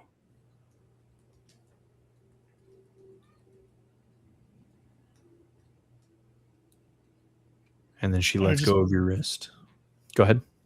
I'll just like look away. Does the touch feel familiar? The touch does not feel familiar. But as you look away, you're no longer standing atop these stairs looking down at a dining hall. Instead, you're standing in yet another room. Looking down at the floor. A familiar rug in your vision. Bloodstained. Blood pooling and seeping into the fibers. And as you follow that blood up, you see yourself, or a past yourself, crouched over a woman, holding her, rocking back and forth. And then you hear very faintly what sounds like thick, hungry, thirsty slurping.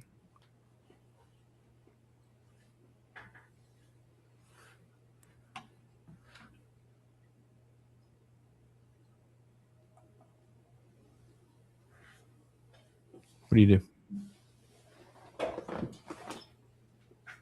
Corvin will go to touch the leg of the lady on the.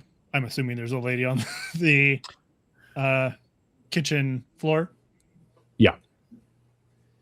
And just kind of like ball up a fist and just kind of like not hit her, but like just kind of like knock it against her as it's like,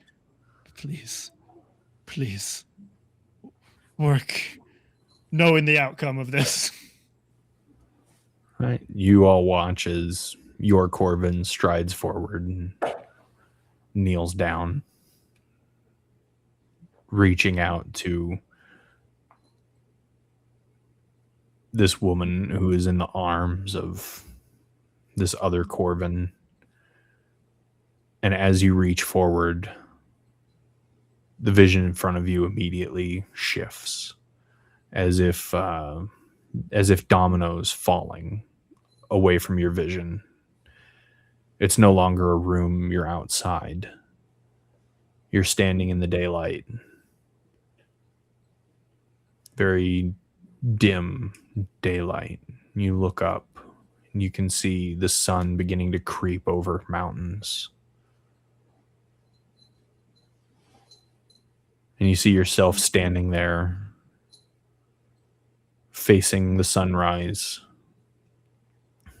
And as it rises, you watch yourself catch fire. You hear yourself screaming until you burn down to ashes, your body crumpling there in the grass.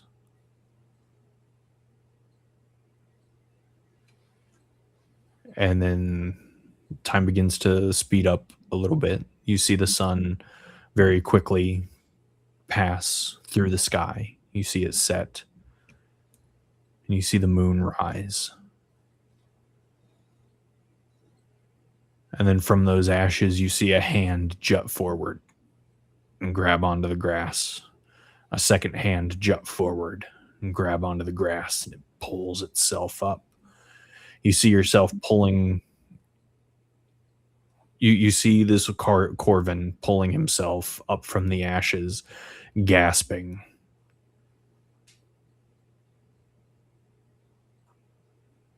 And then he stands, takes some deep breaths, screams into the night air, and then runs off. You see this moon. Again, time begins to speed up, and it passes through the sky. And as the moon begins to set, you see this Corvin return, blood now coating the front of his face, down his shirt. He's been out all night hunting. And the sun begins to peek over the mountains. And he turns to face it. And he watches until he catches fire and he begins screaming. And you watch again as he burns down to ashes, and that whole night cycle, that day cycle, begins to repeat. And each time getting faster and faster and faster. And you all stand there and you watch this Corvin burn to ashes. And then you watch as he emerges again, only to burn down to ashes the next morning in almost the exact same spot. And the day is now going so quickly where all you see is Corvin, nobody, Corvin, nobody, Corvin, nobody, Corvin, nobody, and the moon and the sun and the moon and the sun and the moon and the sun flashing, flashing, flashing faster and faster and faster. Until one night Corvin is standing there.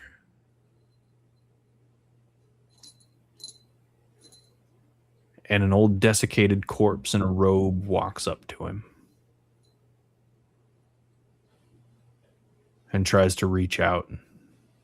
And this Corvin lashes out. This Corvin attacks. And this old desiccated corpse in a robe waves his hands, mutters an incantation, casts a spell, and Corvin freezes.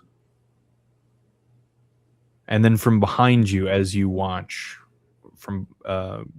you're watching this display, from behind you walks a Warforged, axe over his shoulder. He looks at this Corvin, swings his axe once, and Corvin's head rolls across the grass. And then the two walk off. Gotta murder Ash now. Darn it, George.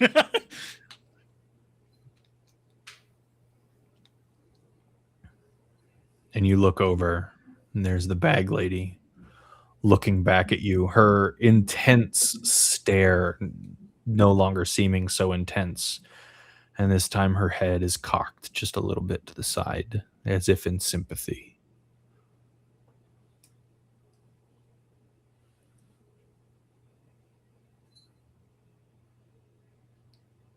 It was a long road. It's... Believe it or not, it got better with time. I say to this... I'm saying this directed towards the corpse lady, but also to people behind me that had to just see the display of me dying over and over again. I'm better now. I'm gonna roll for deception real fast. A 22. All right.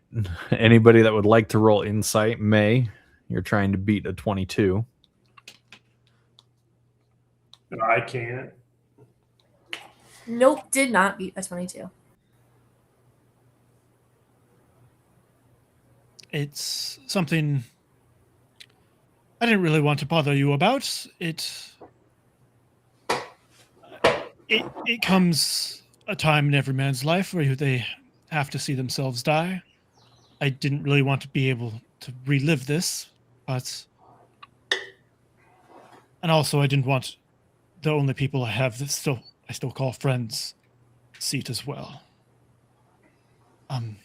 Is there a reason you showed me this? And I just will, like, squint towards the corpse lady. As you ask that, you hear this rushing upon the air, and she continues to look at you. But as you look up to see what that rushing noise is, you can see thick mists begin enclosing all around you, the same way they did back in Lonnie's hometown. They begin to converge quicker and quicker and quicker until they envelop you completely. And then as soon as they've enveloped you, the rushing stops. There's a calmness among the air. And then they begin to depart. And you still stand in that grassy field. There are trees now growing just a few hundred feet away from you. You can see this vast wall of trees. And as you look around, you see off in the distance a great city. What looks to be a sea just on the other side of it. And then you look back at this lady from the bag, and she still looking at you, says, "Go and see."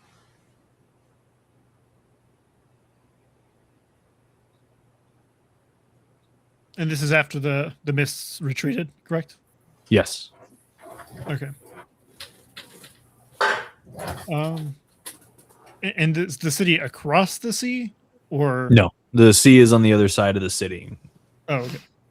You're kind of up on, it's not really a hill, it's not very tall, but there's almost like a small slope, so you can see the rest of this very large field and this great city sprawling out, and you can see this very large graying tower kind of in the middle of the city, and just a little ways away from that you can see a shorter, squatter, almost grand palace jutting up from the city, and beyond that you can see the ocean.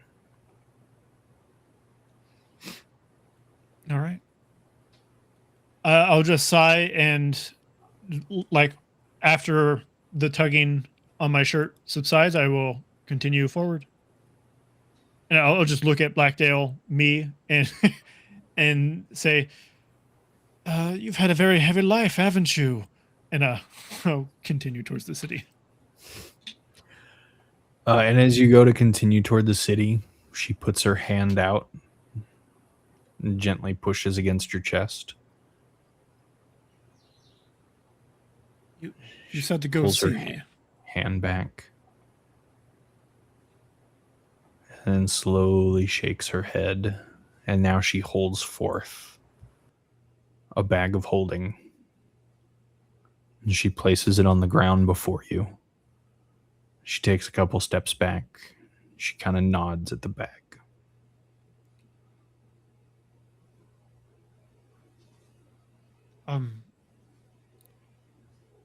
What about it? And I'll go to grab it. No, I'm assuming she wants me to go in it, but I don't want no inception bag. We're already a bag holding, but I'll pick it up and see what happens. Yeah, you pick it up. You just pick up a bag and you're kind of holding it, and she just kind of watches you. Give me a... Well, looking at it, you're familiar with it enough at this point. That's your bag of holding. It's yours. It's the exact one that you crawled into to get here.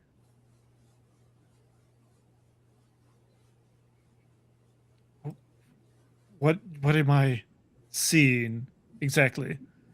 And how we were in this. And now I'm going to open it up and think Corvin and see what happens if I try to pull myself out of this bag. You open it up and you reach in, you think about yourself, and as you grasp around, you find nothing. Okay. How did we get here? I do not understand. You have seen. Now you must go. She points again at the bag. Go where? Well, we were already here, and I will go ahead and put my head in to see if I see the eyes again. Yeah, as you put yourself in the bag, and as you pull it around your head, your cheek slides across wood. And you look around, and you're back on the ship. Or at least your head is back on the ship.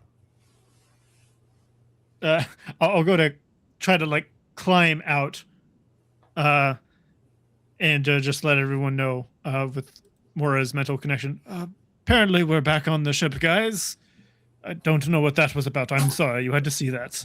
And I'll just kind of shake the bag out to get the rest of me out, and I don't know how that's going to work. I'm going to lift myself up by my bootstraps, literally, I guess. Yeah, so you say that to them with your mental link, and you climb up out of the bag, and you want to lift the bag up and shake it? No. I was picturing me I'm my hands out, and then I'm pulling it out around me. Oh, yeah. That's a weird kind of.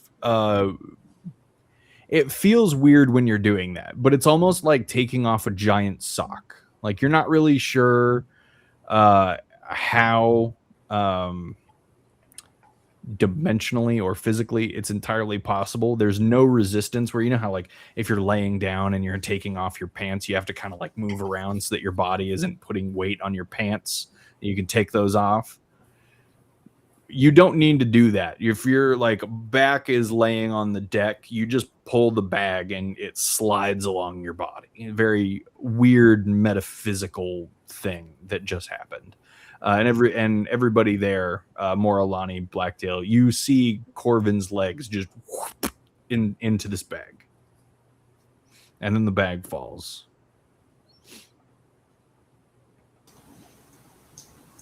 I'll plop in the bag. All right. Lonnie, you emerge from the bag, but nobody sees it. You see the bag moving, everybody watching, but you're not really sure who that is or if they're actually going through it all the way.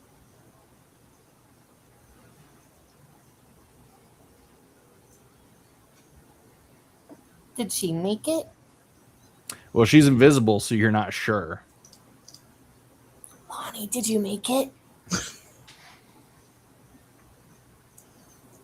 Can she hear me from outside? Yeah, you can talk to me in the mental link. Is still active. Oh, okay. Yeah, I tell her I made it. Okay, cool. I'll go next. All right. You go next. Just climbing out of this bag. Sorry, you guys. And I'll follow out too. All right, and then you follow. And now you're all back on the deck of the ship. What the deck? You see the captain and Scud standing on the upper deck, just kind of watching you all climb out of the bag. A very confused expression on the captain's face. A very blank expression on Scud's, because he can't emote. I do have to have a conversation with you and Ash for just a little bit. I'm curious about some stuff. This I do not mean this threateningly. I mean this inquisitively. I do a perception check. I'm just kidding. That would be insight. I know, sorry. As soon as I said it, I was like, that was wrong. Well, I'd be happy to answer any questions you have now. Ash is currently indisposed. Well, I will go over to. This is not something I want everyone in the group to hear. I'm fine with them actually hearing it. The players. Was I a Dark Lord by chance? Oh, you do remember. Well, that's, I guess, a bit of relief.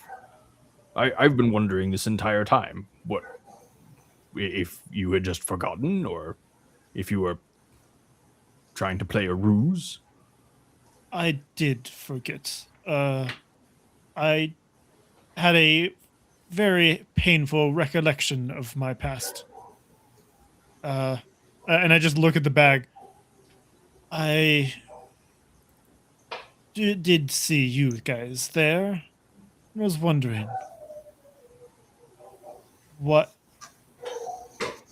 how long was I in that cycle? Do you know? You didn't happen to question me before cleaving me in half?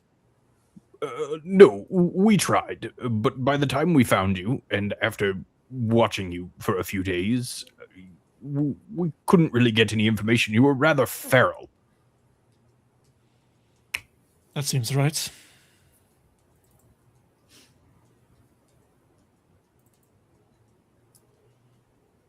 You guys Were are you having able to this help her? conversation in front of us, right? Sorry, I'm just making sure.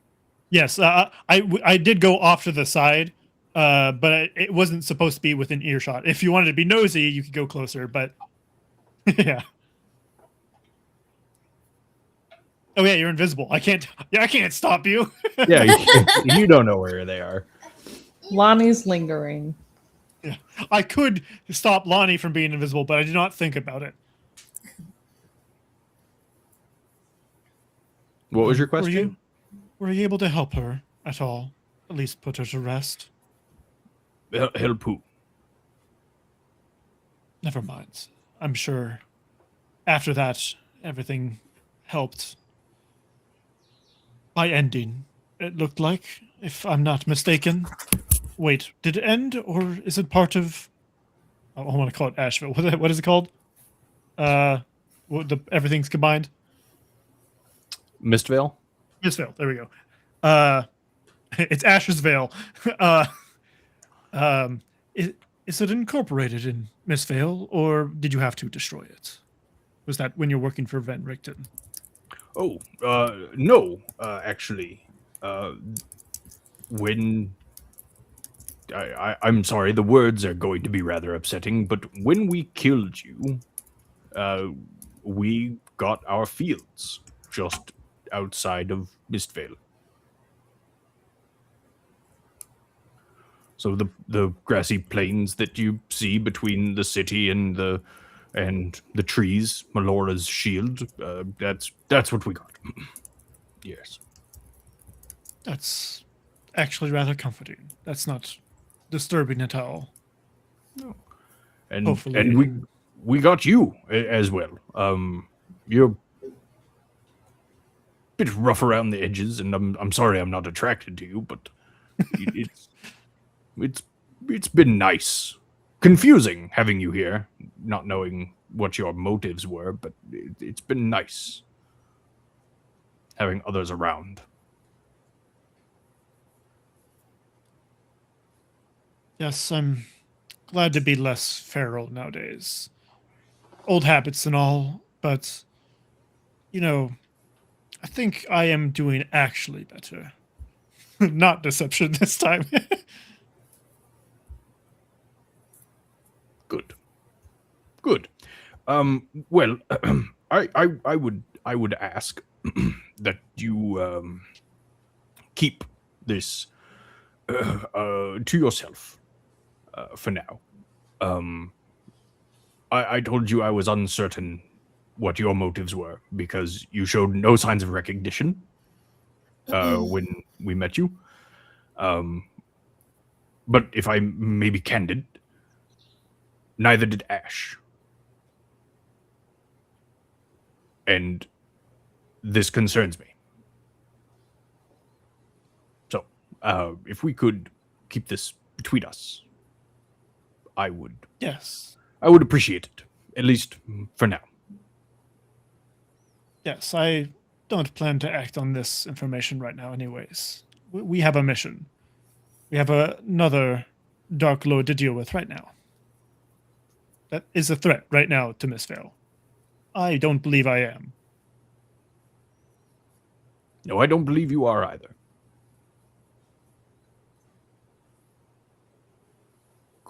Good talk. Just between the three of us. Scud Just kidding. holds out a hand, like extending his to shake yours. Oh, yeah, Corvin will shake it.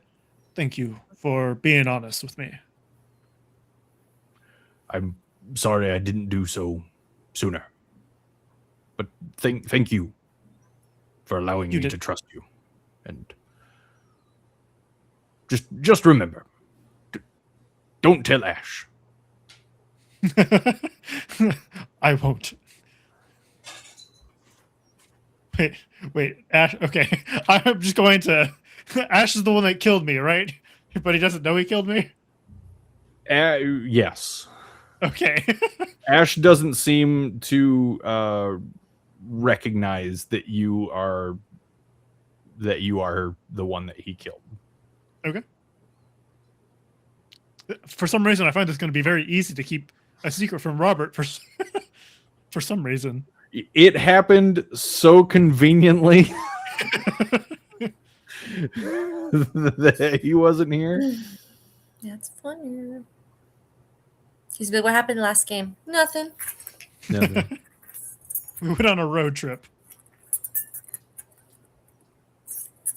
Revisited some baggage. Ew. The only way he's gonna know is if he watches this on YouTube, and I don't think he will. So I think the secret is safe.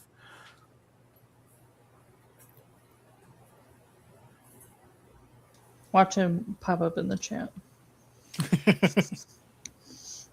And as Scud walks away from Corvin, the captain kind of moseys up to Blackdale.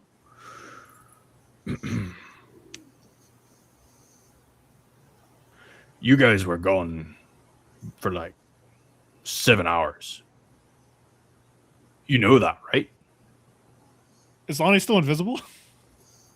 Oh yeah. Yeah. Oh, okay. Okay. Are you sure? Didn't feel like it at all. It only lasts an hour, just as a heads up. And it still remains invisible? Did our perception of time actually change the spell? Your perception of time, you guys have been gone for 15 minutes, 20 minutes. But now that we're back, has it changed the spell at all? Because their time. Well, it would appear not. Okay. I can confidently state that I don't believe, and as I drop concentration on the spell, I assume Lonnie appears. Good God! Oh, this isn't the bathroom. It didn't feel like that long at all. Is everything okay here? Oh, aye. Are both vowels. Oh, I thanks Lonnie for laughing. Sorry, that was so bad. We well, we didn't rightly know when you'd be coming back, so we've been going at a bit of a slow pace. No sense in sailing all the way to this next destination if you're not coming back. But here you are. Settle in. Got a few hours, I think.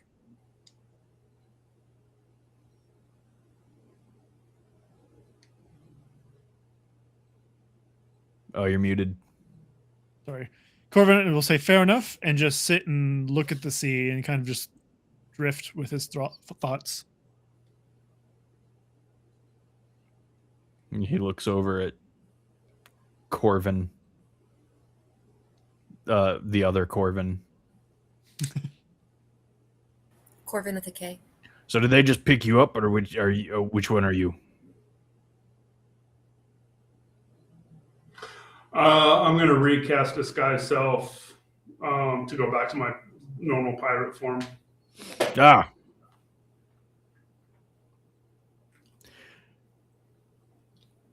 Okay, and he just kind of walks away.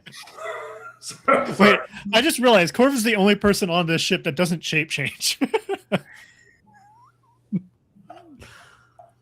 Yeah, these people are fishermen. You get this voyage that you've hired them for is it's been an experience for them for sure.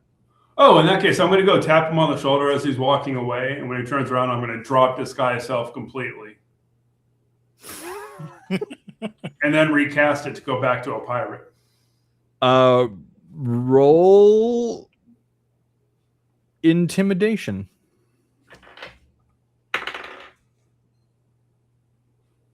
12. Ooh, 14. You see him recoil, and then his brow furrows. Don't do that again. I'm just going to wink at him. Not interested, and he walks away.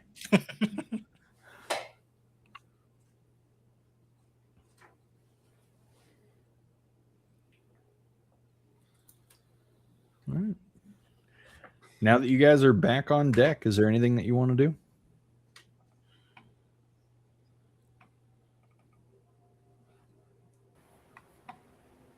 Corvin wants to stare at the sea to contemplate his life choices. Corvin's having an existential crisis. I'm invisible. I want to sneak around. You'll be invisible for about the next 30 to 35 minutes. What are you doing while you're sneaking around? I mean, I'm not going in anybody's private quarters. I'm just walking around, seeing if I can eavesdrop on anybody. Okay. Who? I don't know, anybody who's out talking and working. I mean, there's a lot of people, and there's a lot of crew members. They're all kind of working. There's people below decks. There's people on the upper decks. There's people. It depends on kind of like who do you just want to walk up to somebody random? Sure. I'm just going to be really sneaky and stealthy and go up to like the crew members. Roll for stealth at advantage. Nice.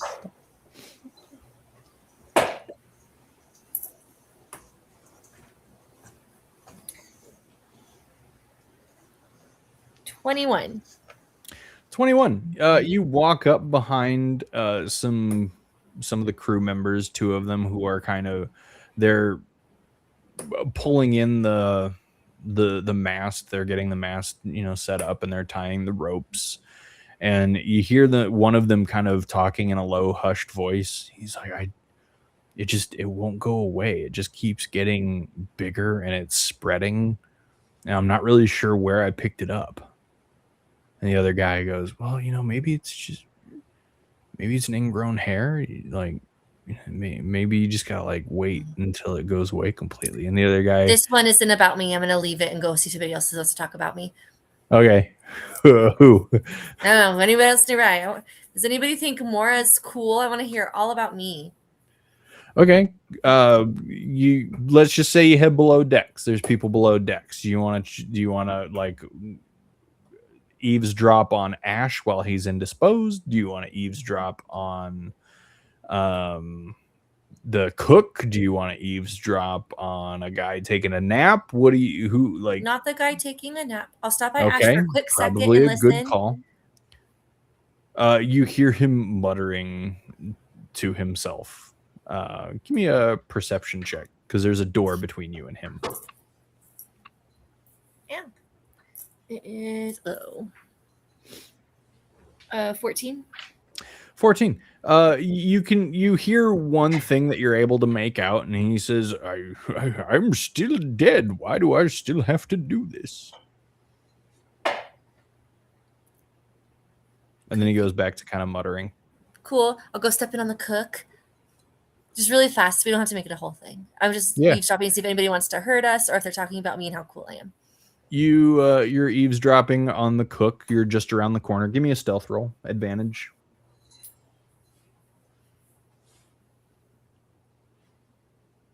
$26. Oh yeah, he doesn't hear you at all. You hear what sounds like him peeling potatoes, and you stand there for a little bit listening to the sound of him peeling potatoes, and then he goes and you hear a bit of a swear, and the sound of peeling potatoes stops, and he comes walking by, and he's shaking out an old rag, and he's holding his thumb. Okay, that was fun. I'll go back to the upper deck and see. Yeah, you go back to the upper deck. And I'm assuming it's basically time anyway, so I'll be visible again. Sure. Yeah. You're visible then. I might be visible, but then I whisper in everybody's heads, but I'm also still very present for the next few hours. You startle a few people when you do that, and they kind of look around. It's in Corvin and Lonnie and Blackdale's head. Sorry. Oh, just them? Yeah. Okay. Then yeah. You guys hear a veiled threat from Mora. And unless anybody has anything else they want to do,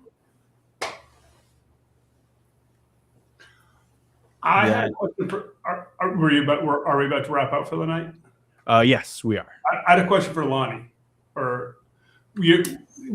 you turned into the giant toad, was that polymorph or wild shape? Wild shape. Okay.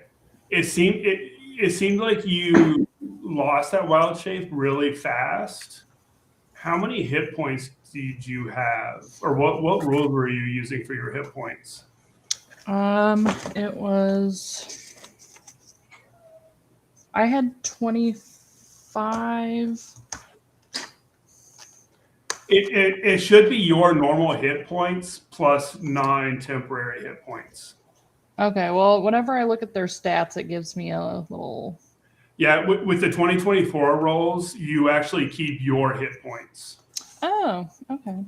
Which is good if you're doing something small, like a giant toad. Mm-hmm. It's kind of a nerf when you get higher level and you don't get the massive hit points of like a mammoth. You said it was plus 9. Well, it's your normal hit points, and then you get temporary hit points equal to your level. Oh, okay. Yeah, it just seemed like you lost that wild shape pretty fast. Yeah, I did not know that. Cool, thank you. Yeah, I didn't even catch that. Changes in 2024.